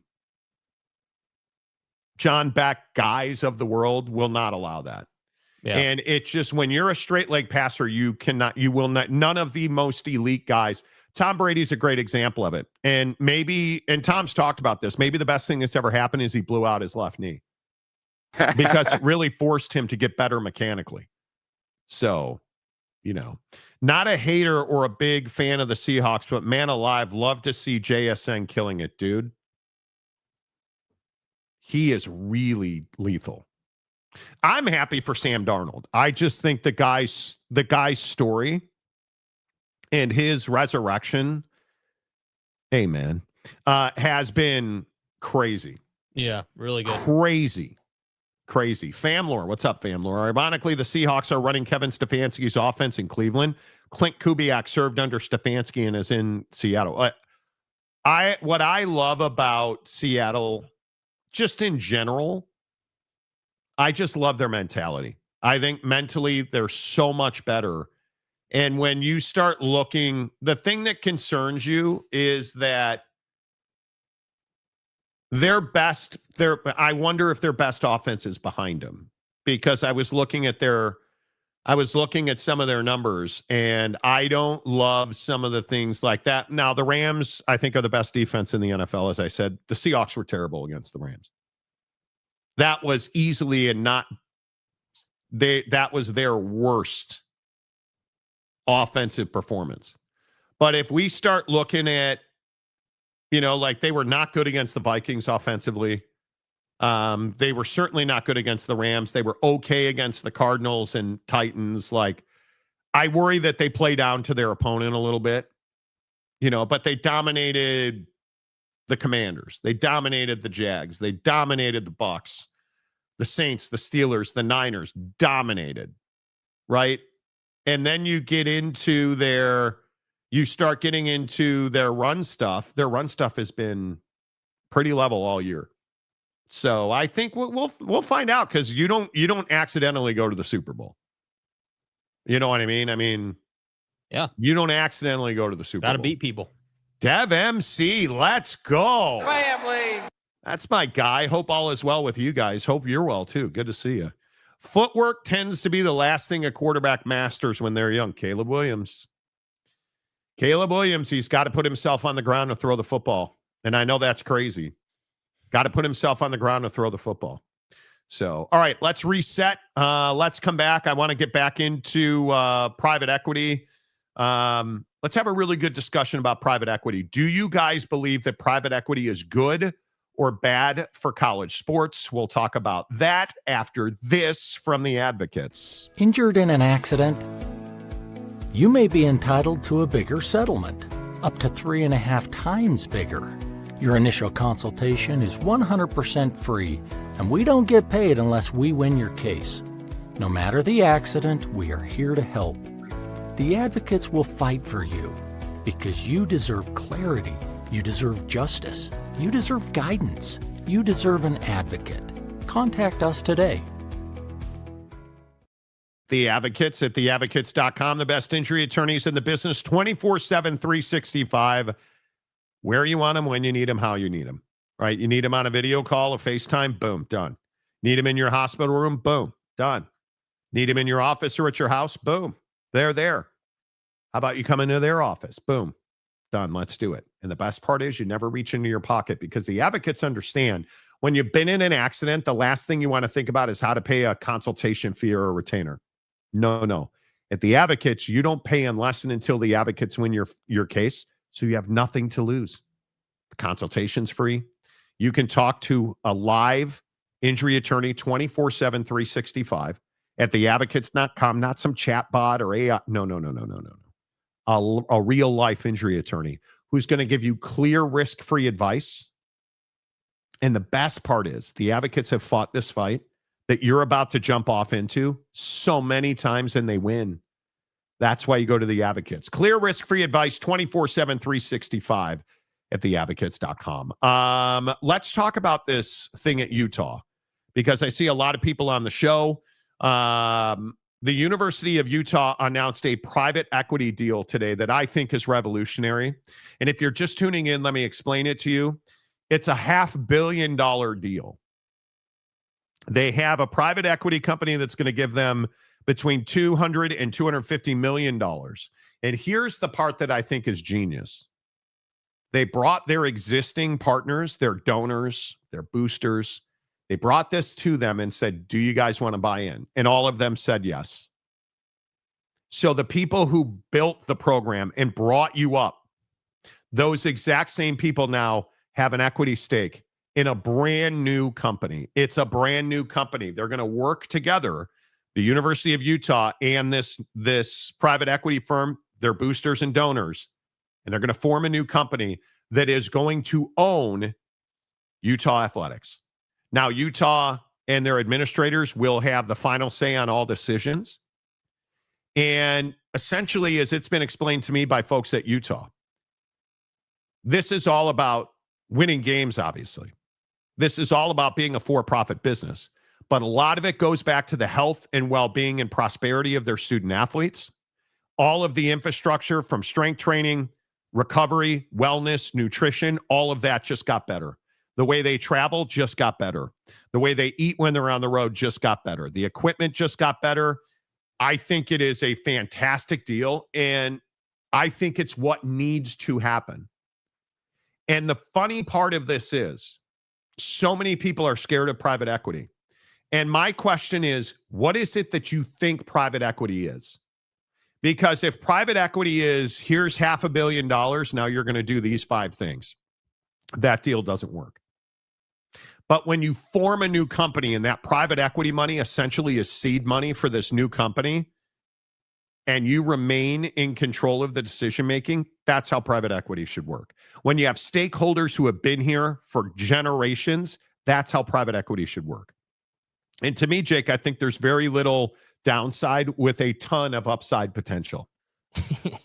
Absolutely. I think that, college football and college athletics has been looking for a solution to, hey, we don't have enough money for quite some time. Right? Like, you guys all remember, rev share and the House settlement and all of that, asked schools to pay $20+ million more. And a lot of people stressed about that. And I think that private equity in concept is excellent for college athletics. I think that it allows the athletic department to run the way it would ideally be run. It allows them to give the student athlete the best experience.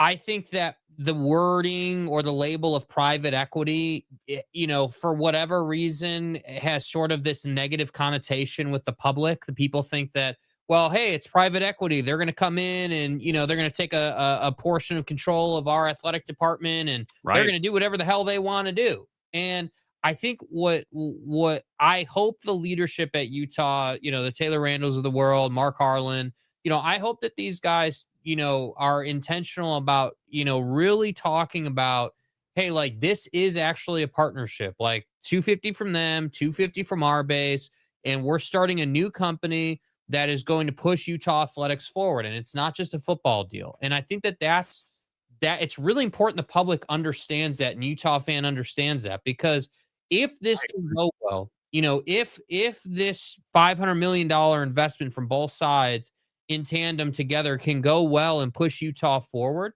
I do think it does serve as a model of, hey, this is what's possible. But I'm going to say what I've said for years on the show. It's great to do this deal, and I love that you're doing it, and I love that you're being innovative. But I swear, you have to have success. You have to continue to push the brand forward. You have to continue to win. You have to continue to get to push for Utah's first CFP appearance. And I know it's not a football deal, but publicly, when you talk about, hey, well, how's that deal going? How's athletics? Are you guys winning more? That's what people care about. That's what the perception is going to care about, not just what your P&L sheet says. So I have no doubt personally that Utah is going to go out and do what they need to do. I think that they've shown you that for how long now in football, that they're willing to do whatever it takes to go out and win a ball game. And they've been on a rough streak where Cam got hurt in the Rose Bowl, then Cam got hurt by Baylor. It's just been a 3-4 year run here. But I think overall, this is a good thing, and it should be celebrated. And I do think it will turn out to be a blueprint for other schools to follow. I think it's exactly the kind of structure you want, in my opinion. Dude that abides. Gambling is bad for college sports. Private equity could be great. It could be great. It could be great. There is no question about that. Greg Hawkins, boosters and big donors will now have an incentive to grow the brand and draw more investors to drive higher future valuations. 100%. Because names like Eccles, Huntsman, the big names that we all know affiliated with Utah, they have already an emotional, long-standing investment in Utah athletics. Now they have even more of a financial and emotional investment. It's win-win.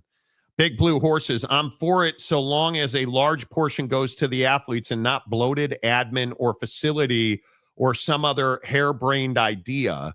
Athletes need to organize to protect themselves. Yeah, that's a whole different thing. It's a whole different thing. Didn't private equity kill Hooters? Could be. I don't know what that has to do with college athletics. I hope Monty is right and there isn't some rich guy pulling strings telling the school how to run things. Well, the structure that we know of and that will be public record would tell you that there's not some rich guy pulling strings. You see what I mean? How much anxiety there is about this? Like, people are uncomfortable with this. Like, there is a tangible, level of, hey, like, well, what about this? What about that? Who's pulling the strings? Who's doing this? Who's doing that? Who makes the money? Who doesn't? Where does the money go? Like, there's just this pile of questions when it comes to private equity. And it's almost like, I feel like people treat it as like an investor coming into a real estate project where it's like, oh, well, the biggest fish in the pond gets to make all the decisions. And that's just, in this particular case, an uneducated take, because there isn't a big fish. There is two entities with equal monetary interest in the conversation and different motivations working towards the same goal. And that's why I don't think you're going to have those problems.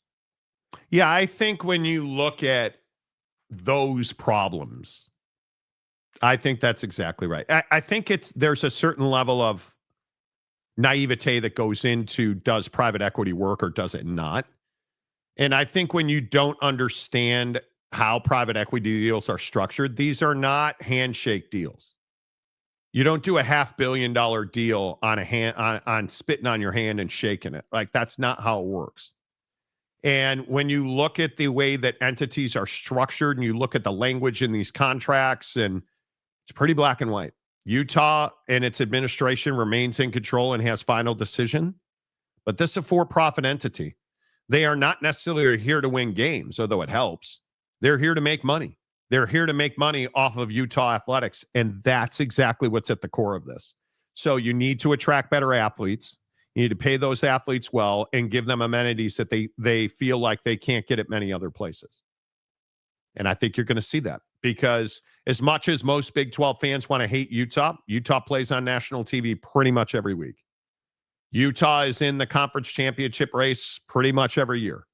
You look at the rebound that they made, they don't take losing lightly at Utah. By any measure, this year was a phenomenal success and a rebound for Utah football. Utah women's basketball, elite.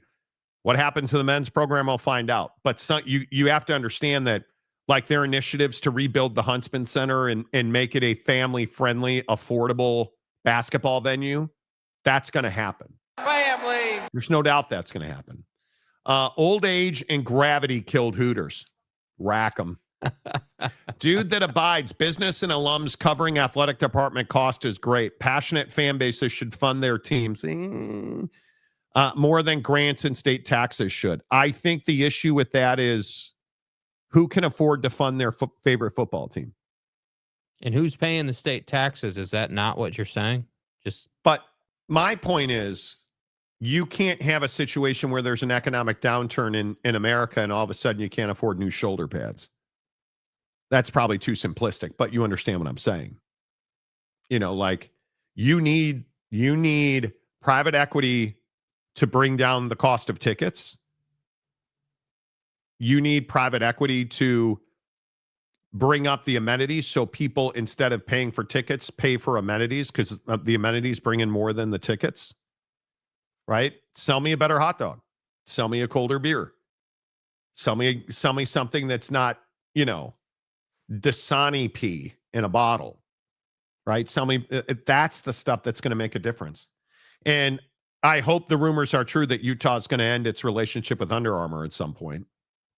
Nike. Because that needs to happen. because Under Armour, Utah's gear sucks. You have an elite color scheme based in red and black, and your gear sucks. Your shoes suck. Your shorts suck. That's going to make you a ton of money. You do a great job at Utah with graphics and helmet designs and uniforms, and Under Armour just doesn't allow that to thrive. Mainly because they can't affordability-wise to do it. So, Johnny Gonzalez. What does it all mean if Utah doesn't field both sides of football lines of scrimmage like what Tech did? Not a whole lot. You need, and this is why I think this is a big talking point, private equity has to mean the talent level goes up. The recruiting goes up. The infrastructure goes up. All of it goes up. All of it. Under Armour's not recruiting anybody. They're not. They're not. Is Phil Knight bringing guys to Oregon? Yes. Is Jordan Brand bringing guys to Carolina and Florida and UCLA? Yes. Is Under Armour bringing recruits to Utah? Well, you got to have these Under Armour slides. No, I don't. No, I don't. It's a big difference. Didn't private equity ruin the housing market? What does that have to do with anything? Bryce Martin, as long as there are boundaries put around it, it will move Utah and hopefully the Big 12 in general forward. And I think that's one of the things that really matters, because I'm going to continue to tell you that if the rest of this league doesn't get on board with going all in on winning every single day of the calendar year in football, because this is already an elite basketball league in most corners of the Big 12.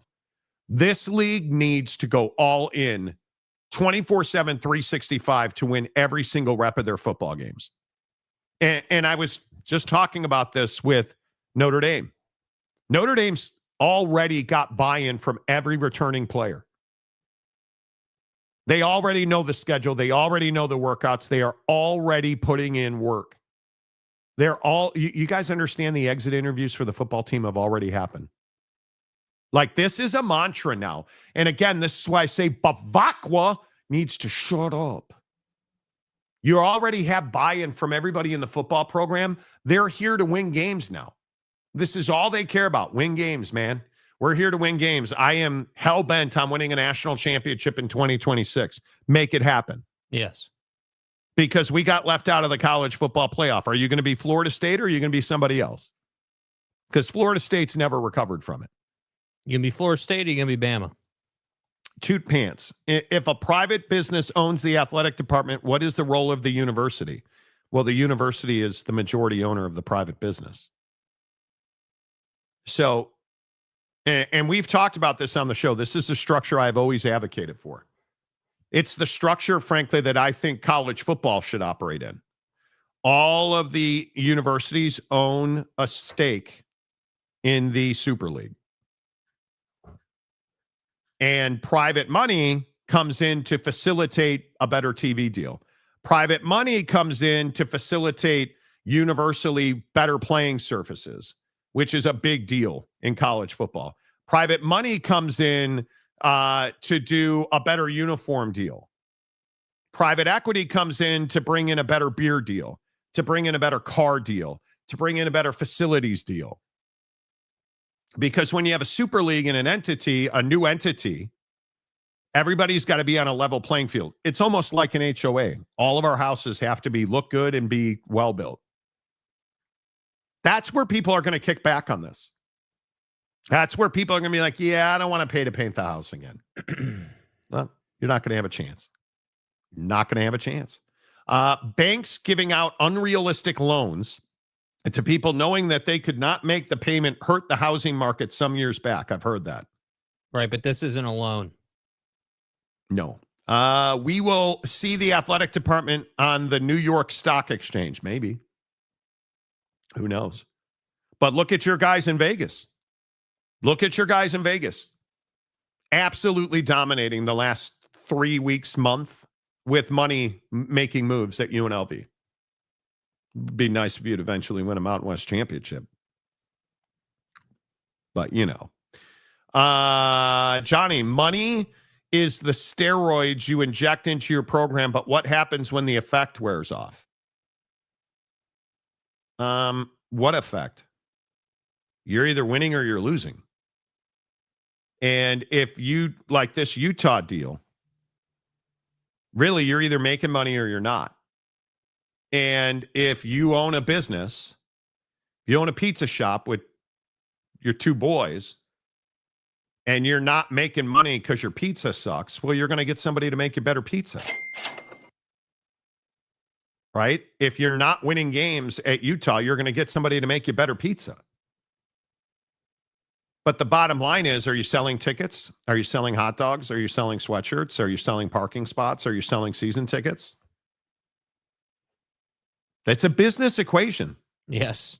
A plus B equals, it's hard. Listen, it's hard when you're well managed. It's hard to lose money on college athletics. Even for, you look at what's going on at Colorado. I mean, you just weren't spending money, so you didn't allocate a budget. That's why you lost money at Colorado.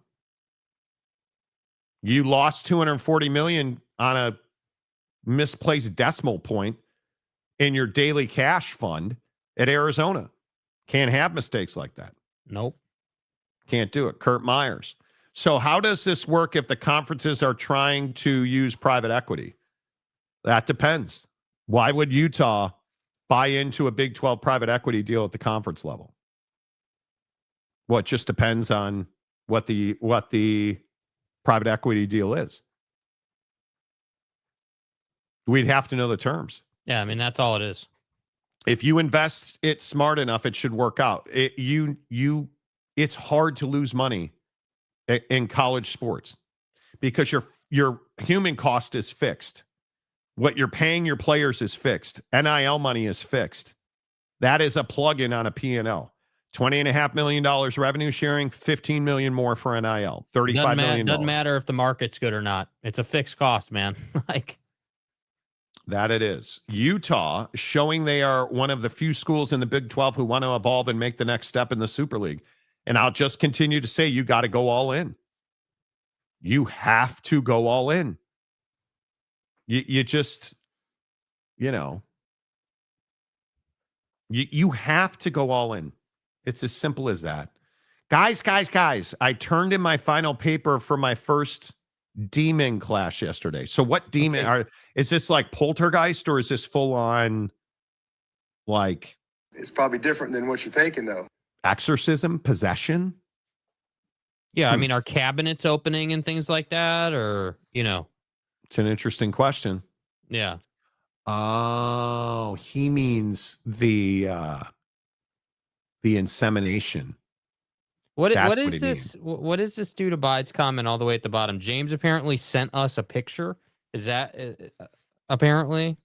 Will you guys acknowledge, appreciate the effing picture James sent you so we can stop hearing about? I have no idea what you're talking about. And again, what is the standing rule on this show? Yeah, if you're not going to help yourself. Yeah, dude. I'm not going to go look at where did you send it to me even? I'm not the guy who gets in. I've said this on the show 1,000 times.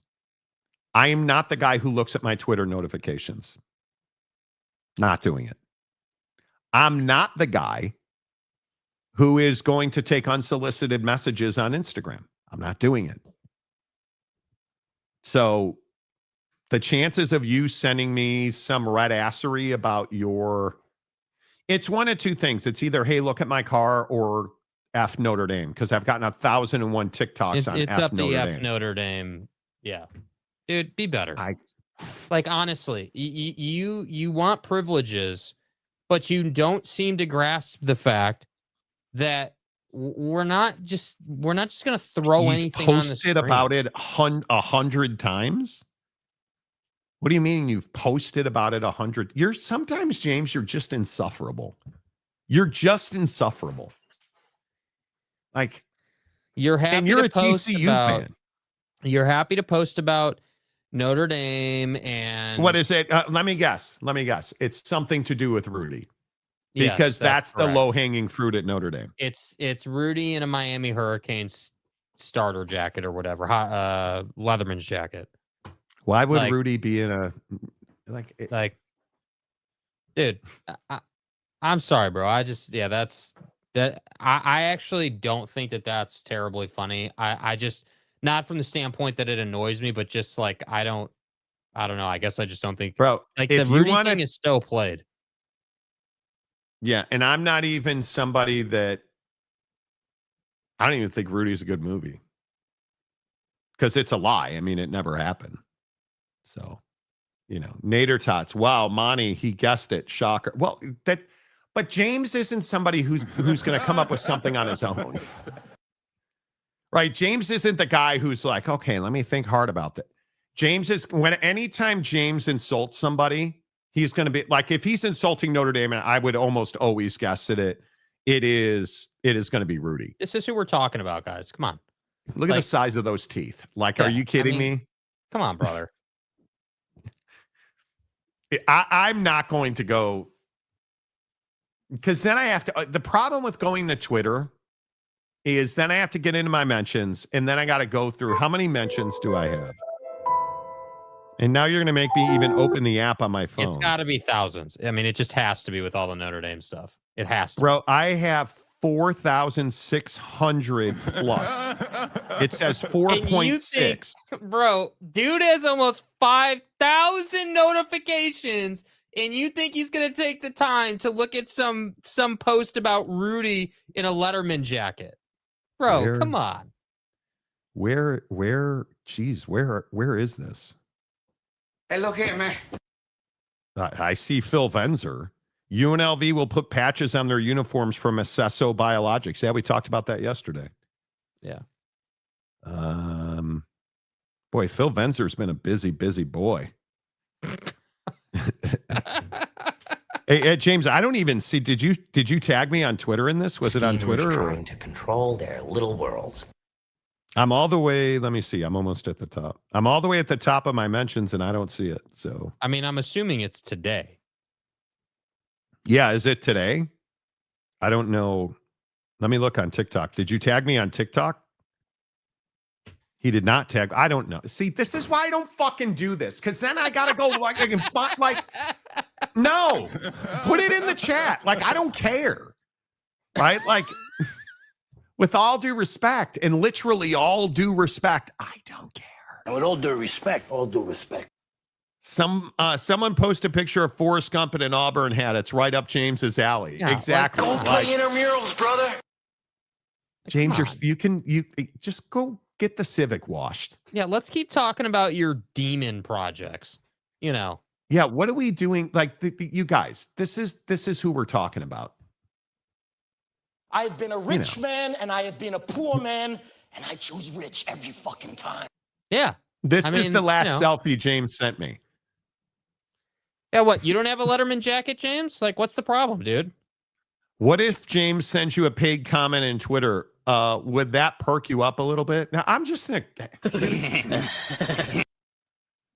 December has been a shit show. Like, I'm ready for December to be over, frankly. I'm actually ready for the next 8 days to be over, because then I can go to Paris and you all can just send Rudy pictures to me on Twitter that I'll never see. Timothy is because Notre Dame didn't make the playoffs, but they did. Good news is Victor is on the plane with the Spurs. Okay. Man, wow. Okay. Dude, knock yourself out, bro. The awkward guy, Seaman Demon. Bro. Okay. Monty blew a gas. No, I didn't blow a gas. It's just, this is what James does to me. He's like, oh, I tagged you in a photo, Monty. Okay, where? Because I don't see it. JoJo Boyd. Tell him, Monty. Trying. Yeah, I mean, it is funny. I'm fine with it. I'm not even in a bad mood. It's not a good mood. When Monty is in Paris, I'm going to send him pics of me wearing only a Euro man bag. Please don't. A big. Jerry Wiley, Utah sold their future. Okay, let's talk about it. Tell me why Utah sold their future. Yeah, you're going to have to back this up, dude, because, and I'm sorry to tell you, there's no factual way to say that.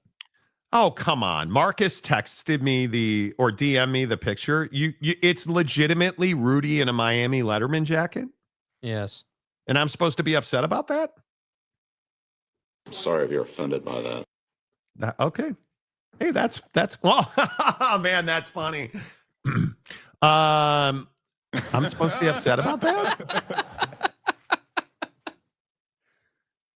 I mean, Okay, paid comment. Here we go. Marcus says, Monty, you're talking about a not sophisticated guy whose face looks like that of a monkey. Why would you expect anything better? I wouldn't. And I like James. You know. It was all in fun. I respect Notre Dame for taking It was all in fun now. It was all in fun. I respect Notre Dame. You don't. For taking a stand and not going to a bowl. P.S. Demon stands. I know what it's. God damn it. Oh, Monty.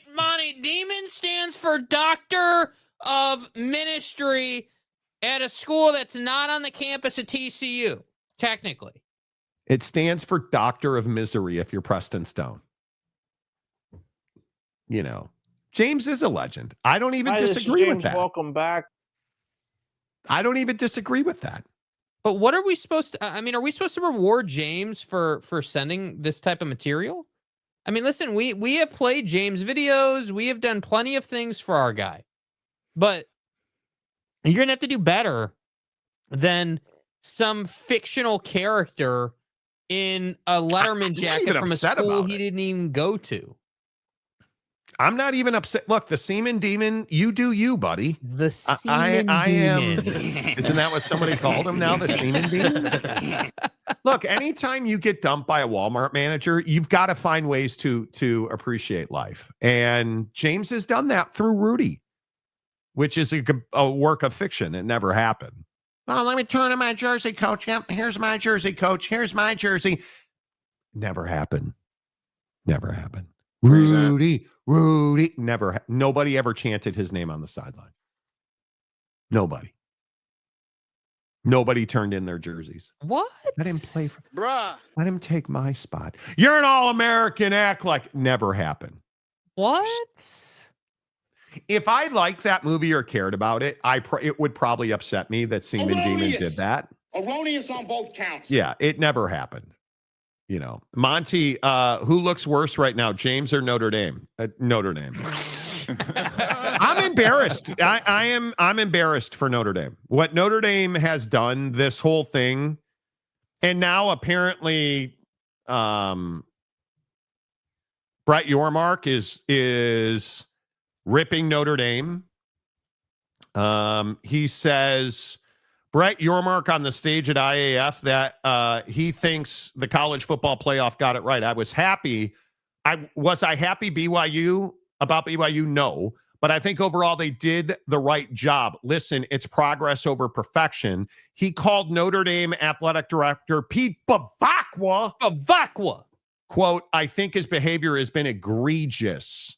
Bavacqua is totally out of bounds in this approach. And if he was in the room, I'd tell him the same thing. You have to accept it. We all signed up for it, which is exactly what I said yesterday. Damn, dude. Bro, that's flamethrower material. Jake, you got to go get it. I'll read. You know what, Jake? I'll DM this to you. Yeah. Is this another Rudy reference that you're DMing me so we can laugh at it? I got to be honest with y'all. This is some heat. This is some heat from our favorite commissioner. This is some heat from our favorite commissioner. To me, this is a big deal. And I do think that Notre Dame is overreacting here. Going after the ACC, okay, I get it. The ACC is a worse football conference than the Big 12, and that's saying something. You lost the only two games that matter. And then I'll play this bite from Bavacqua again, because this is what I'm embarrassed about. And I am, again, I'm 53. I am a lifelong Notre Dame fan. I love the Fighting Irish. I think you guys know that. I am embarrassed that our athletic director, Pete Bavacqua, said this today, talking about Notre Dame and the CFP. We were shocked, I would say mystified by what happened on Sunday. And just, where my head and heart go, and I know Marcus feels the same way. You just feel for those student athletes on our football team. You know, as I said yesterday, as I said on Sunday, we felt we did everything we could over the course of the season. You know, we lost our first 2 games. We're not hiding from that. We lost against a really good Miami team. We lost a nail biter against Texas A&M, 2 great teams by a total of 4 points. And then we did everything we needed to do.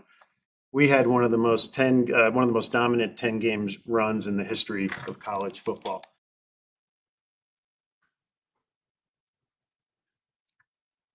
You did? Are we talking about during the like back in the 30s with the 4 horsemen or 50, whatever it was? Because I didn't think it could get worse than what he said on the DP. We were mystified by the actions of the conference to attack, you know, their biggest really business partner in football and a member of their conference in 24 of our other sports.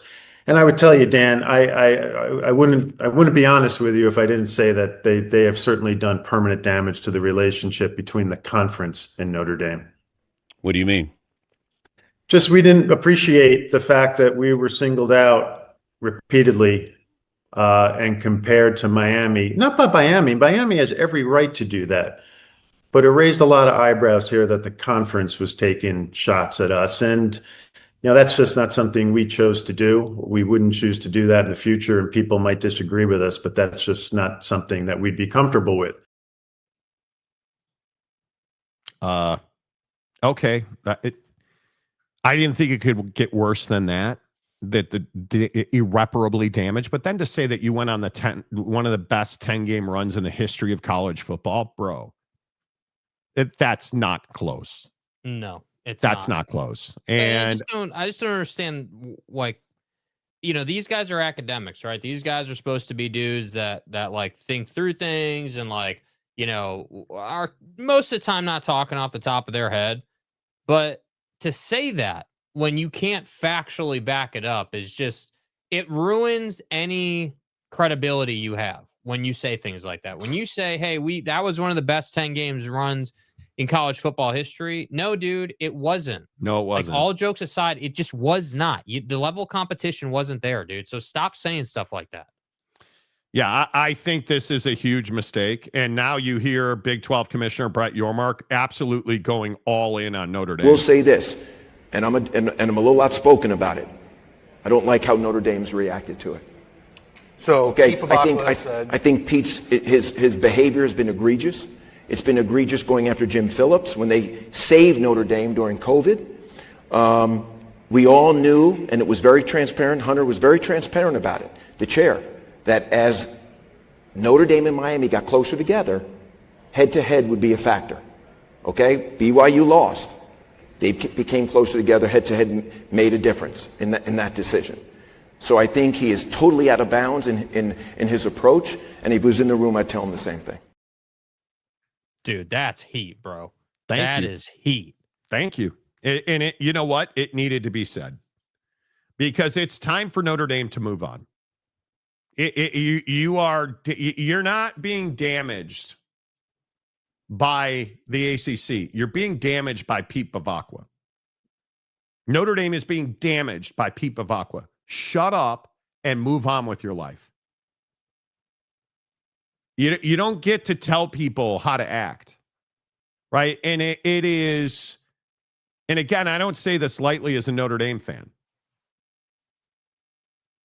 You sold your soul to have an automatic bid starting next year. Shut up and win a national championship. Mm-hmm. We haven't won a national championship since I was essentially a kid. We haven't been relevant for a national championship. I don't even know how long ago. And then you get to one last year, and the very next year you miss the college football playoff and you point fingers at everybody else. Your coach isn't good enough. You hired him, and now you're talking about how he'll always be one of the highest paid coaches in college football. Why? He lost the only 2 games that matter, and you're talking about making him one of the highest paid coaches in college football. Get out of here. Like, that's not what Notre Dame is supposed to be about. And, you know, you bring out all this stuff with everybody asking, why haven't you joined a conference? Pete, that's your fault. Because you're sitting here saying that we got screwed. We got screwed by you. We got screwed. You know who screwed us? We screwed us because we lost to Miami and Texas A&M. You knew they were the only two games that mattered. And when they lost to A&M, what did I tell everybody on this show? We're 0-2. We're going to go undefeated, and then everybody's going to get pissed when we don't get into the college football playoff. And I am telling you, we are not good enough to be there because we lost the only two games that matter. You want to argue about a head-to-head? Okay, great. I think Notre Dame's a better football team than Miami. But how do we make that argument? That's right, we don't, because they beat us in week 1. And why did they beat us? Because we have a redshirt freshman quarterback who has no business starting at Notre Dame. And now, has he developed and has he become a better player? Yes, CJ Carr has become probably the best freshman-rated quarterback in the country. But you know what the problem with that is? It's not good enough for Notre Dame. Notre Dame should always have one of the top 5 quarterbacks in the country. We currently do not. That's why we're not in the college football playoff. You know why we're not in the college football playoff? Because the vaunted Marcus Freeman's defense didn't go for Miami's neck. You're watching a guy make a spectacular catch instead of hitting him. You didn't play defense. We can't play zone defense on this team. And you want to sit here and talk about how the ACC screwed us. Have guys who can teach you how to play zone defense. If Notre Dame could cover zone, we'd have beat Miami. If our safety hadn't bought a ticket to watch the game, instead of knocking a wide receiver out, we'd have beat Miami. If we had a quarterback that was capable in week 1, we'd have beat Miami. But we didn't. My grandma ain't got balls, so she's not my uncle. Or something like that. Anyway, yes. You know. Blame Yeah, Cincinnati for JMU and Tulane being in. That's true. Yeah, I just think that Brett Yormark, you know, Brett is definitely in an alliance with the SEC, in my opinion. I think that Brett and Greg Sankey work very closely together, and Brett can say things that Greg Sankey doesn't want to say. Not that he can't say, I would agree, but that he doesn't want to say. I don't think that Greg Sankey wants to be the one saying, hey, Pete, like, you made your bed here. And Hunter Yurachek, the chair of the committee, was transparent, and you guys just didn't get the job done, so stop complaining. And Tony Petitti is not a big enough voice in the room to say anything. He just happens to be the head of the Big Ten. He's not some operator or some great leader. So it falls on Brett to get out here and in a timely fashion comment. And I have to say, I love the dominance in how he went about it. He didn't shy from it, right? He said, hey, I'm outspoken about it, and here's what I think. And if you don't like it, it is what it is. Like, sorry, dude, this is what took place. Am I happy about BYU? No, but they lost both games. Hey, what do you know? Everyone bitching about a committee saying it should be about what happens on the field. Guess what, dude? It's about what happened on the field at the end of the day.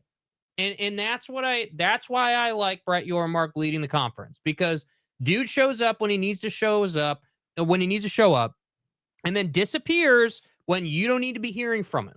And that's what makes him a good commissioner, in my opinion. Yeah, it's really upsetting to me that Bavacqua is doing this. It's not good at all. Jolly Gabriel, and this reminds me of the same situation in 2021. Cincinnati made the playoff because they beat Notre Dame. Who was the first team out? Oh, wait, that's right, Notre Dame. Notre Dame, we've sold our souls, and I'm fine with it, man. We've sold our souls, and I'm fine with it. But I think because of that deal, and I'm glad you brought that up, because my opinion is that deal, because everyone's aware of the deal kicking in next year, right? Or this coming year now. If Notre Dame is one of the top 12 ranked teams in the country, they are automatically in the college football playoff. So that deal right there, I think Notre Dame took a hit to their reputation by making that deal.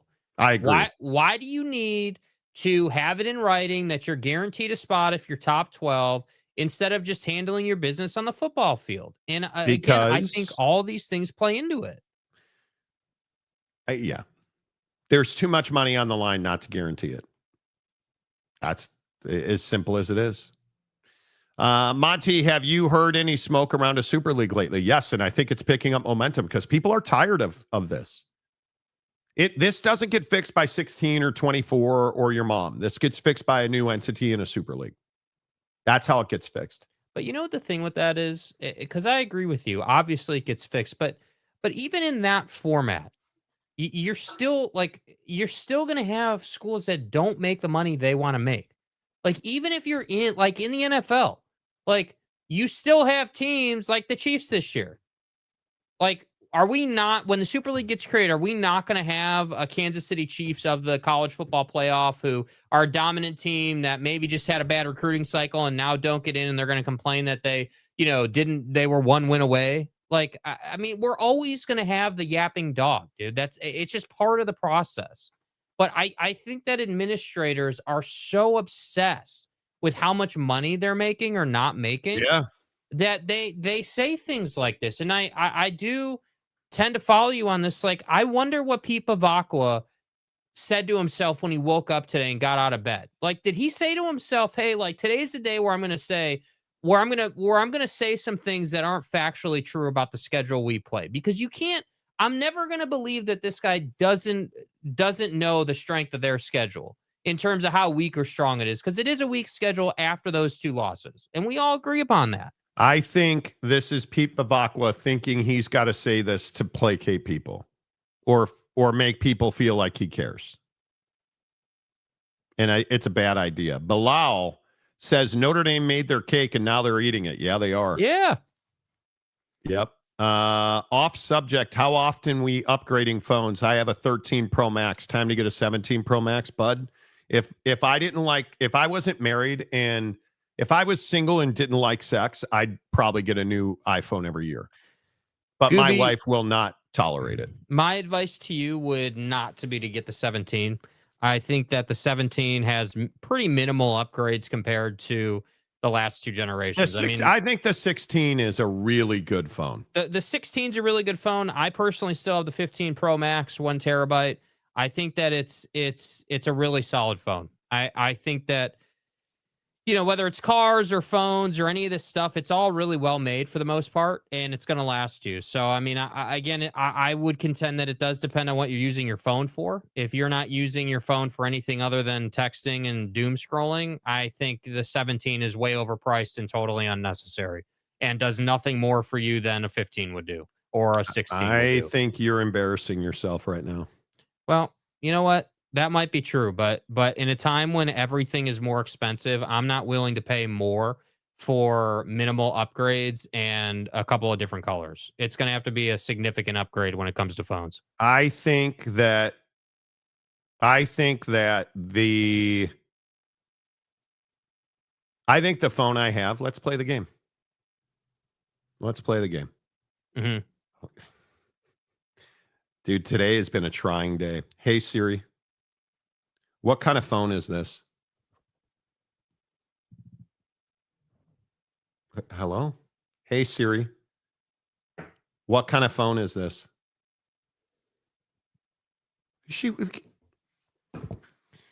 Bro? Well, that's the issue, isn't it? Bruh? Do you understand? Siri, about to get that ass beat. Answer the question. Let's see if mine will do it. Yeah, I know. Thanks. Hey, Siri, what kind of phone do I have? No, she won't answer that question. Mine's an iPhone 16 Pro. My wife has an iPhone 16 Pro Max. The camera is significantly better on the iPhone 16. The chipset in the 17, I think, is better. And the camera reaction, the movement, you need to upgrade the software. But the iPhone 16 I love it. I didn't get it. The A18 chip that's in the iPhone 16 is more than enough. But I'm telling you, the thing that I really like about it, this button on the side, the camera control button, better low light, and ultra wide lens. I'm just telling the speakers, the audio, the iPhone 16 is where I would point you. And if you get, I'm telling you now, if you get an Android, you're dead to me. That's probably strong. Does the Apple Intelligence really make a difference between 15 and 16? Huge. But you know what? I'm telling you, we got to talk about AI on this show. Bro. The AI thing, you need to understand how to use AI, and you need to understand how, I'm a big ChatGPT guy, but if you think that AI is here for good, I think you're wrong. And some of these stories coming out about, have you guys seen like the cost of these AI data centers? And my wife and I were sitting on the old couch last night, and I was telling her that I these gigawatt, they call them gigawatt, these gigawatt data centers cost $35 billion, and they cost over $1,000 a square foot.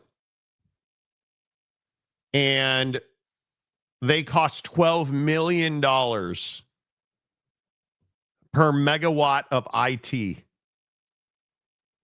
And it is remarkable to me that reading about the chip upgrades that you have to do on these things, the chips that power these AI servers, and these numbers are stupid. When you build an AI center, a data center, it's essentially already obsolete. You have to, the minute that you put new chips and new servers in, they say that a server can last 7 years. The chipset is 2, and at the longest 3 years. And then you have to replace every chipset in that data center because the AI just keeps getting stronger, faster, bigger, and more complex. And global spending in 2025 surpassed $500 billion. And by 2028, they're estimating $900 billion of data centers will be built. And do you know the thing that's crazy about all this money and the fact that it is trillions of dollars in infrastructure? Do you know what's crazy about all of that? We have no wide-scale application for AI. That's my biggest question. What is the purpose? We have nothing. And IBM CEO Arvind Krishna said, quote, 8 trillion of capex means you need roughly 800 billion of profit just to pay for the interest on that data center.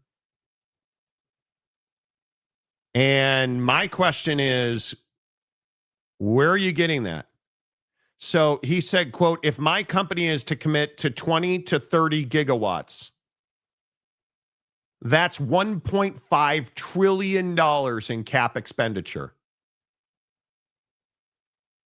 And he says you'll never make money on that. And the worst thing about this is, you guys probably heard about this Michael Burry thing at Thanksgiving. Michael Burry, the famed investor, the big short, the mortgage shorts, said NVIDIA, the chip company, quote, made straw man arguments in a private memo addressing his critiques. Burry wrote on his Substack that AI companies may be exaggerating the lifespan of chipsets. And his concern is AI, the companies like big tech companies, Amazon, IBM, all Google. Google's a big one in this. That those companies have no idea what it's going to cost to build the future infrastructure of AI. So and they have no idea. They have no idea what the cost will be, and they have no idea if they will ever make money on the practical application of AI in the corporate sphere. So when you understand that, you begin to understand why Alphabet, Google, wants to build their data centers in space and harness the energy of the sun to power them. And my single biggest question here is what you were just talking about. What is the objective? So let's say that we get all this done. Let's say that we have a harnessable AI that can, do whatever we want it to do. What is it that it'll do for us? What game-changing thing is going to take place? I just, that's what I struggle with. I mean, I totally get the application of AI to streamline and up efficiency in the day-to-day for small business owners, for big businesses, corporate. Like, there are definitely applications that way. But this whole concept of, this was the thing with Bitcoin, right? Bitcoin mining. Hey, we've got Bitcoin farms with all these computers that are sucking power from the grid and trying to make people money. And there was never really that never really went anywhere because they were struggling to monetize Bitcoin at the time, which, again, there's been advancements there. But I just think that we're so anxious to be on the forefront and oh, AI. Well, what about what we already have? What about improving on what we currently have in today's world? I just don't. I'm not a huge supporter of AI in the broad scale, like this level of AI, because I just think it's burning through resources like power, money. Well, look at the electrical infrastructure issues that we have. So you have these massive Meta data centers going in, Google data centers going in. Virginia is a really good example of this. Do you guys know that Virginia does not have the power transmission capacity to power their current load? And PJM Interconnection says that they're going to go ahead with a new infrastructure plan to make sure that big tech power hungry data centers don't bankrupt the power grid. Yeah, it'll take 9 years to build all that infrastructure. And do you know who's going to pay those higher electric bills? Because you guys also know that most data centers don't pay electric bills, right?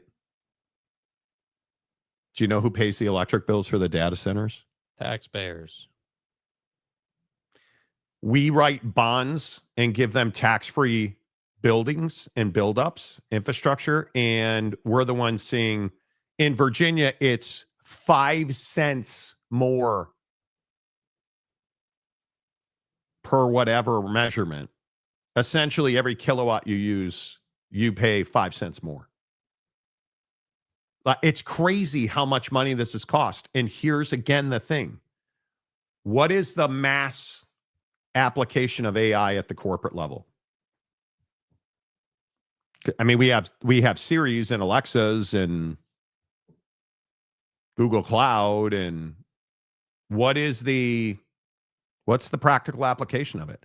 Are we firing people for AI? Yeah, but what have we done now? The trend is that we're rehiring.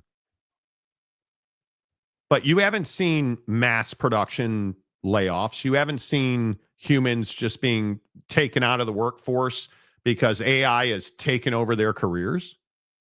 We haven't seen that. And how is that good for humanity if that were to happen at some point?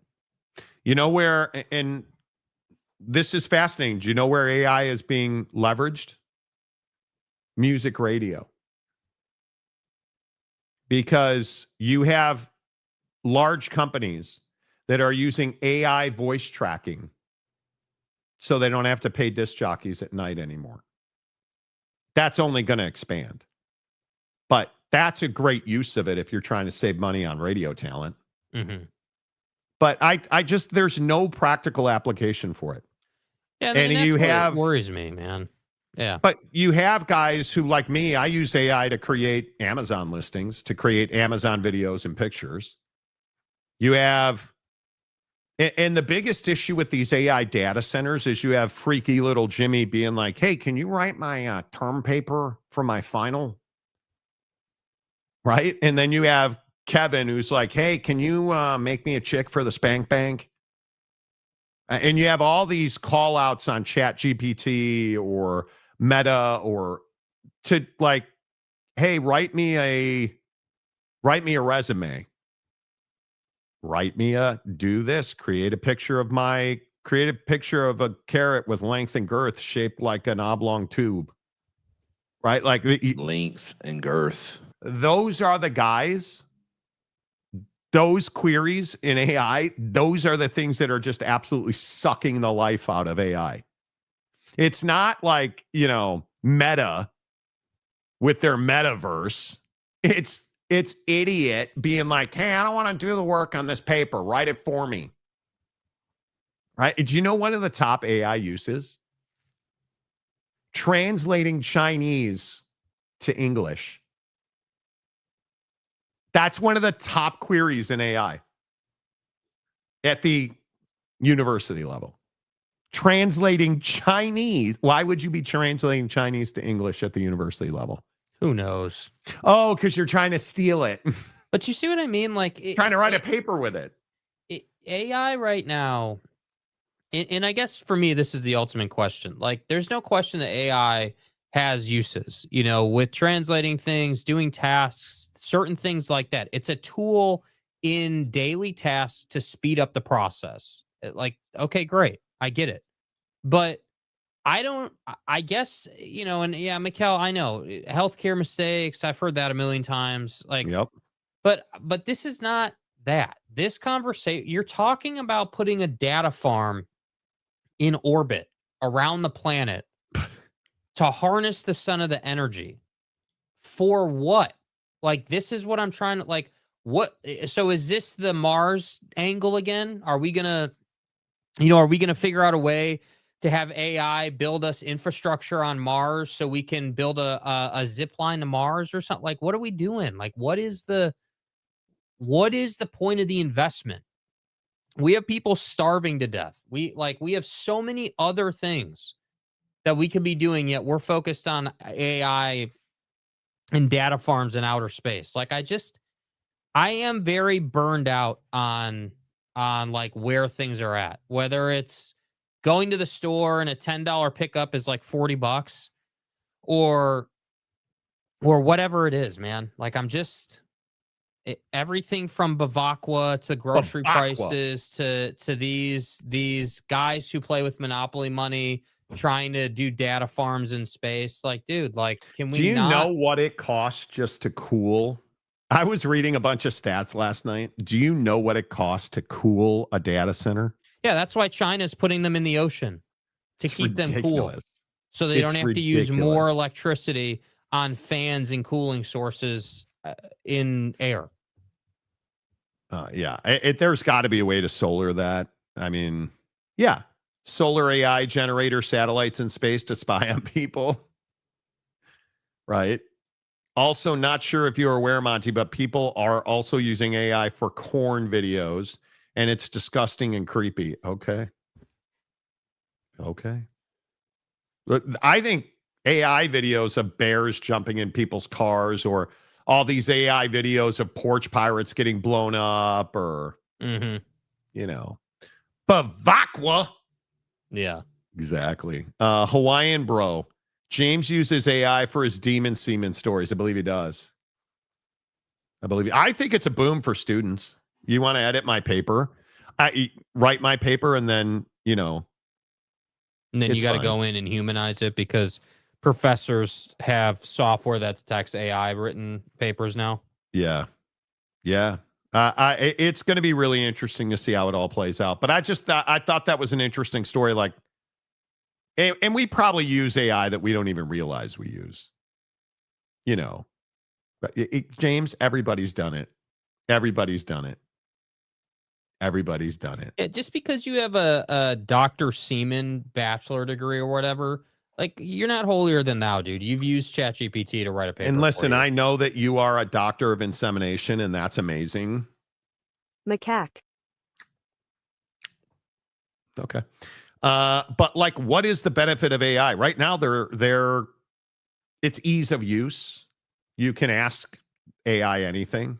And listen, I think like with Apple, I like these small improvements that Apple AI has done. You know, I think the small improvements in maps, the map program is significantly better now that AI can run with it a little bit and can reroute you on the fly and all that. Like it's good. But like, like for me, I use AI and everything from our Amazon business dealings to making thumbnails to all of it. I mean, just the ability to remove backgrounds on certain pictures. And like, I mean, there's a million different uses for it. I mean, the Adobe's partnership with AI alone is revolutionary for video creators. But I guess I just get burned on like, Google CEO guy who no one's ever heard of and who's been in court a million times, lying his ass off, trying to preach to me about, hey, like we need to go to space for data farms so we can harness the sun that's got like 1 trillion times more energy than we'll ever have. Like, But okay, it cool. is guys like James who use it to edit papers. It is students like that. Yeah. I use it. One of the things Amazon now allows you for your Amazon listings to click a button that it will take your photos and make an AI video out of it. So you can run video ads because they charge you more for video ads, assholes. So it helps them make more money. Okay, I'm good with it. Yep. Jesus would never use AI to come up with the Sermon on the Mount. Yeah. That's a big one. Yeah, James, have you ever used ChatGPT to come up with your speech on a Sunday? Have you ever done that, dude? Oh my God. It all started with War Games. Shall we play a game? Oh, that movie. You guys remember? You don't. Chart GPT was created by James. Wow. Hawaiian bro 808. On a serious note, AI is being used a lot right now in cybersecurity. It is. And like what Schwinger was saying about it, I'll answer your phone. Google uses it. If you tell me your name and what you're calling about, I'll see if this person's available. Right? Oh, you say one word wrong? Yeah, they're not available, and I never asked them. Yeah. Which drives me nuts. Well, and then there's this whole story right here. Yeah. Did you guys see this? That Australia has banned social media for people 16 years and under. Bro, what are you talking about, man? Jake, are you I'm wholly in favor of this. I think it's going to be very difficult. Yeah, I mean, I think that in theory and in concept, I am very much in favor of it. I think that cell phones and social media ruin the innocence of kids' childhoods. That's truly what I believe. I think that I will work hard to make sure that my kid is not one that's just dying on the couch every day looking at their phone, right? That's one of my goals in life. But like this social media stuff where it's everything from that scam we talked about around like sending nudes to you're getting Michigan bullied football from office. Yeah, right. Like that, or like, you're getting bullied from your kids at high school or whatever. Like it just, there's a time and a place. And I don't think that in America we would ever be able to get this done. But I do like that they did this. Australia on Wednesday became the first country to ban social media for children under 16, blocking access to platforms including TikTok, Google, YouTube, and Meta, Instagram, and Facebook. 10 of the biggest platforms were ordered to block children from midnight, starting on midnight Tuesday, or face fines of $49.5 million, 33 million US under the new law, which drew criticism from major tech companies and free speech advocates.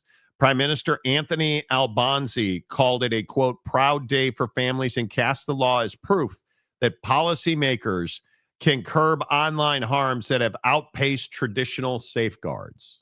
Yeah, and that's the obvious one. Yeah, in theory, I think it's good. practical, I don't know how this would work in practical application. Well, I mean, I really think don't know. In practical application, if they have legitimate enforcement, if they have AI that can detect the user, right, or some way, yeah, I think that it does prevent, child exploitation on a variety number of levels. I mean, everything from, how, like, again, if that was a thing in our country, we never would have had the show, How to Catch a Predator, right? I mean, we never would have had, Why all don't these you take issues a that we've seat? had. Yeah. Why don't What? you take Hey, a hey, seat? hey, Ned. Am I I see free that to you were go? talking to Gemma. No, you're not free to go. Why don't you sit down? I have a couple of questions. Actually, I'm going to leave. And then there's like 10 cops waiting at the front door, Like, No, go ahead. Go ahead. Yeah, go ahead. You can walk out the door. You're not going anywhere, but go ahead. Walk out the yeah, door. go ahead. Knock yourself out, bro. You'll still answer my questions at some point.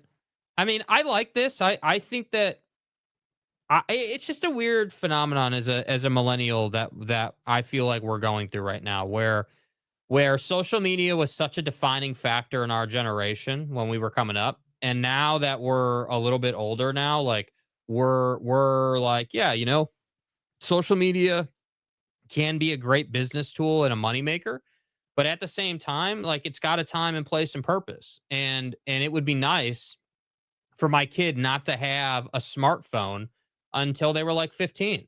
But that's really difficult to do when you consider all their friends are going to have smartphones and they're going to feel like an exile. And like, it's like, how are you going to do that to your kid, man? Like, that's really tough. So it's like, if we can't ban it, now we got to put guardrails around like, hey, like, when can you have your phone? And like, you got to be that as a parent. And I feel like that's difficult too. Like, you got to be willing to be the bad guy, which I think is tough. Yeah. I mean, maybe Australia is not the hero we wanted, but it is the hero we deserved. Yeah. Okay. Joey Harper, nothing for the Dark Knight there. Geez, gonna have to give DNA just to prove you're over 16 to unlock it. Maybe.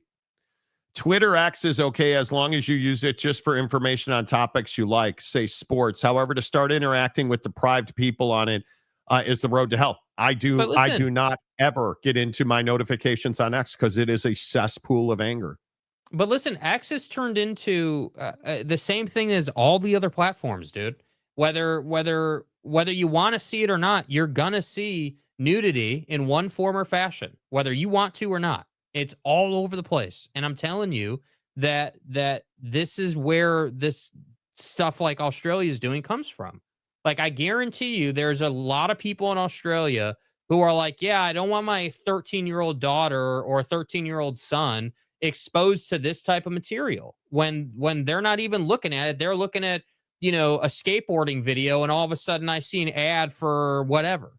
Like that's the issue. And that's what's hard is like, I just feel like everything is for profit, and we've lost the ability to say like, yeah, we're going to make money on this, but the goal is to like, improve something or like make a positive impact. We don't really see that anymore. No, I think X is a vast wasteland of death. I agree with Jolly Gabriel. Gabe, I don't see the use of it. I just cannot. I will never understand it. Would you? Serious question. If you didn't do the show and you had no need, would you even be on social media in any capacity? Like, would you even? I probably wouldn't either. Like, I probably would not be. Nope. Jake, you can't classify your dogs as kids, you jabroni. No, you can't. But you know what terrifies me about having kids is this type of stuff. Yes. I want to have kids. Like, that's definitely one of my goals in life. This type of conversation terrifies me. Yeah. James, why do you do this to yourself? James, I like you, but you make it so easy to just. X has gotten bad. Colon or semicolon. There was a woman asking people full colon. There was a woman asking people if they thought she was pretty. So I clicked on her profile and she has a pay site. So I clicked on her pay site and subscribed. Oh no. So I blocked her. James. James, listen, dude. You have not been able to deny the fact that Dana is your burner account. And if Dana was the profile you were looking at and you blocked her, I won't believe you. I don't believe you. I don't believe that you're just, I wanted to help her.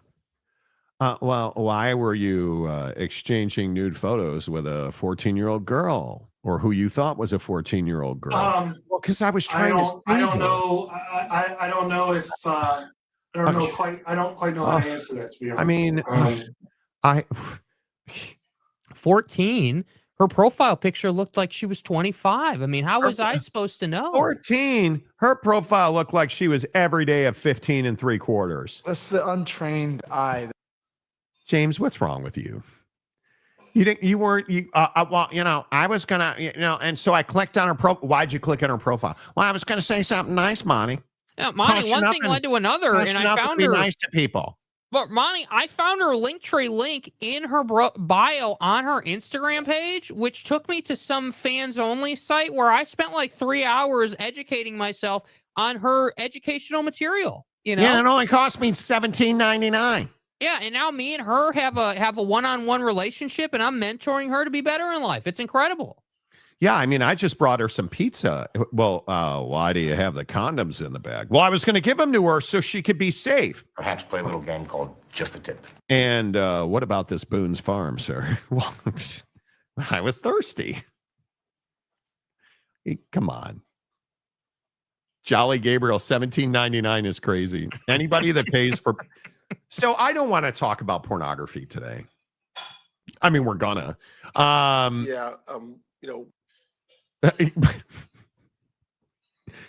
So Jake, I sent Jake this story about the most commonly searched pornography terms for 2025. I'm not going to say what they are. And no, we're not showing them on the screen, so relax, James. Gen X is a bunch of degenerates. Dude. Bro, they broke down the top search terms by generation. Morty? Us Gen Xers are a bunch of dirty old men right now. Because them search terms is real, bro. Dude. What's up, big bro? Not that millennials are much better, but thankfully they're just right down the line. Sex with a hot blonde. Yeah, right? The debauchery of my generation is different than the debauchery of your generation, but it's all kind of in the same cesspool of death. 100%. Yes. Yeah. You guys aren't after body parts inside of body parts like we Gen Xers are. Yeah, We really did.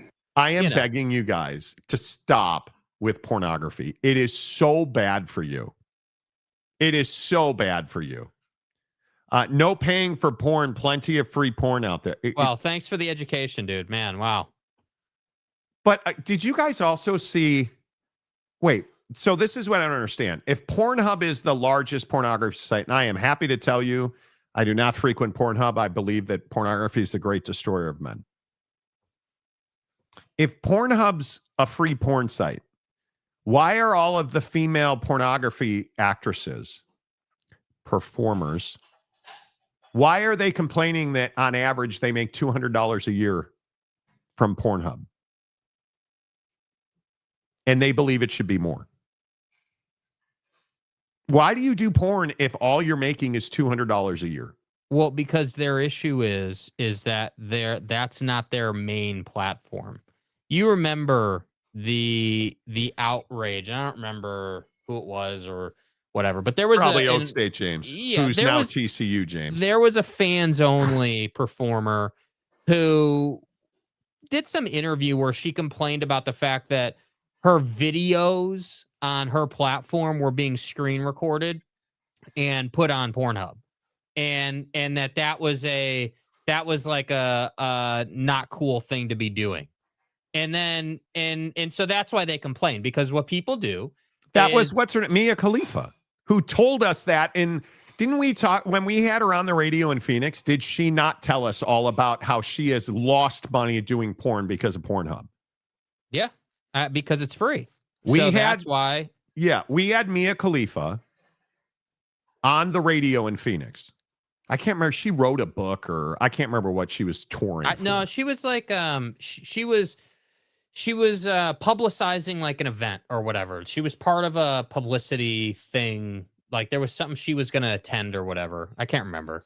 She was doing something. It was something something like she that. was on doing something to promote something. Yeah. And she was going on about how she has made no money in pornography and how she's lost it because all of it is for free on Pornhub. And I'm just like, who's making the money? If everybody claims to be losing money on pornography, who's making the money on pornography? Who is it? It's a fair question because I have no idea. I understand. See, look, Johnny Gonzalez. Look, Jake, what were we talking about today? Yes. Yeah. So it's funny you bring this up because one of the points I made in our vaunted pre-show meeting behind the scenes that's in the deep state with AI, one of the points I made is that clearly the sex life of people is an issue in our world right now. Because the reason I say that is you look at this article about Pornhub and the top search terms and just the volume of searching happening. Then you combine that with stuff like Blue Chew and like those different the different products that you see on social media, and you begin to understand that once again this is a vicious cycle, right? So again, this plays right into the greater conversation. So let me get this right. We all have iPhones, and if you're an Androider, whatever, you're silly, but we all have smartphones and access to social media, and it starts there. And this is my big problem with social media right now. Whether I want to or don't want to, I'm going to see it, right? I'm going to see the girl who does her gym content or the dude that's out here doing whatever, and they want to push you to another website. That business model is pervasive in social media. So then we're like, oh, well, a lot of people are watching adult material. My God, we're outraged and shocked. No, but is anybody outraged and shocked that millennials are one of the top generations? Millennial men are one of the top generations for sexual dysfunction, where they can't perform, and then companies like Blue Chew step into that void. You look at OnlyFans. Look how many people. Like Cash Me Outside girl. How many men were waiting for her to turn 18 because that's when she got on OnlyFans? Yeah, and you know what she did? It's funny you bring her up. She looks like a totally different person now. After all the work she's had extensive work done, and she doesn't look like the same person anymore. It's weird. And we're seeing that a lot more. So I don't know, man. I this conversation obviously is endless, but I just wish that we still had the option. I wish that it wasn't a thing where it was like, hey, my For You page or whatever on Instagram is like, hey, BMW M, Porsche, golf guy hitting an amazing shot, place I want to go visit. And then here's girl over here or dude over here. Well, it's just, dude, what are we doing? Let's open up the old Instagram For You page. It drives me nuts. What's on the Instagram For You page today? And I have to say, you always ask me hey, well, it seems like you're using TikTok more, and what's up with that? And I'm like, this is what's up with that, dude. I think that Instagram's a really good platform. I haven't logged into Facebook in years. I was not a big MySpacer. I'm turning into not as big of an Instagram person, and I really don't use TikTok all that much. Probably should use it more, but I guess I just find myself wanting to create this thing where, hey, we do what we do, and then I don't have to hear from the world, bro. I just don't. I don't want to deal with it, and we don't have a choice, which sucks. Yeah, I think it is amazing to me that I have to put my password in. Oh yeah, here's my. That's incredible. The first thing on my For You page is a bikini-clad lady. Mm-hmm. A bunch of BMWs. And Bro, do you then understand that this is such an issue that early, it might have 5 been earlier levels this year? of females working out. Like That's last crazy. year, I think it was, or maybe the beginning of this year. I can't remember. I'd have to look it up. Instagram was forced to roll out the option for consumers to reset their feed. Yeah. Because to delete all of your like preferences about the content, because it was just so inundated with everything. And I'm like, bro, like, dude, holy crap. Like it's almost impossible. It is almost impossible to get any kind of wholesomeness. And I do use TikTok the most by far. I never look at my Twitter notifications. I don't. Rex Quando, if you get those often, it means you've liked a post or clicked on a post and spent time watching the post. Otherwise, the algorithms don't push them. I'm telling you. That's just I understand. Not entirely true, because there's been, I'm telling you that I go out of my way not to look at that stuff. And there's been studies done that say, like, I think it was it not Facebook or maybe it was just Mark Zuckerberg who was in court over the fact that people who, like, users, consumers are forced to see certain things on the platform. Like, they're forced to see certain material. And Facebook, I believe, was the first one of the group to be sued for it. So I don't know. All of my Instagram For You page. Like, I mean, I'm happy to show it to you. Like, bros, it's chicks. And I understand why the BMWs are there, but like, look at all the women on my For You page. Like, that's what I don't understand. It's fine. I think social media is horribly broken. Gumby says exposed. Yeah. You know. You can't log into X without seeing someone getting hammered or seeing like, do you know what I see on Twitter more than anything? And I really try to I just try to look at my timeline. I see more videos about fail dash cam videos than anything else on Twitter. I don't know how I got into that loop. It's wild to me. It's wild to me. They're For You, Monty. Yeah. Okay. I just think it's bothersome to me that, like, I've put legitimate effort into my timeline, not including that content, because I'm just not interested in that content. Like, I don't open social media hoping that I see that material. I don't. I open social media hoping to see, honestly, like, there are a lot of times where I just want to see some golf content and maybe some car stuff, or, like, I do enjoy travel content. I love this recent trend of people who have houses that walk you through, like, their house and, like, cool features of their house and things like I love that content.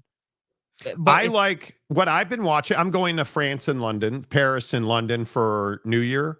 I've been watching a lot of TikTok videos about there's a whole section of TikTok that's about, hey, I'm an American that lives in. Mm-hmm. And you can search Paris, London, Japan. I'm fascinated with Japan. I want to go to Japan. My wife won't go back to Japan. She's forbid me. Because never mind. The point is, I look at those videos all the time. So TikTok serves me golf, BMWs, and travel videos. I don't see porn on TikTok. No. I don't. It's why I don't really look at Meta at all, because all I get is porn. All I get on Twitter or X is fail videos and, like, if this algorithm is so awesome and AI is so amazing, why can't you serve me the videos I'm looking for? Because on Twitter, all I want is sports videos. That's it. I want sports stories, sports videos, press conferences, but I can't get that, which is why I don't use it. And anyway, pause, bro. Yeah. Johnny Gonzalez, dude hands me his phone and just gets a big schwa looking at me. Let me go ahead and lock that phone. Like, what? You guys. TikTok got exposed for constantly showing girls on their algorithm. Yeah, I never see that. Yeah, I don't experience it either on TikTok. This is why I deleted X. This is why I don't have Insta or Snapchat or why I rarely use TikTok. I'll tell you, X has been great for our show. I mean, we do thousands and thousands of views a day on X, but it's fine. It is what it is. I saw a bunch of you asking me about Max Kellerman. How long does Stephen A have left at ESPN? Long time, according to the paper. You think so? Yeah. I mean, they're not getting rid of him, dude. Come on. I don't know. This Max Kellerman thing's a bad look, dude. That he went upstairs and got him fired. That seems like a bad look to me. But we'll talk about it tomorrow. It's fine. All right. The Monty Show, as always, presented by our good friends at The Advocates, theadvocates.com, the best injury attorneys in the business. 24/7, 365 at theadvocates.com, who remind you, hey, man, there's a lot of people on the road right now. Make sure you slow down. Make sure you really focus. Focus when you're driving. Put the phone down. Focus on the road. If the worst happens, get ready. 24/7, 365. You can talk to a live attorney at theadvocates.com. Make sure you tell them you heard it on the Monty Show. Until tomorrow. Say goodbye, Jake. Goodbye, Jake.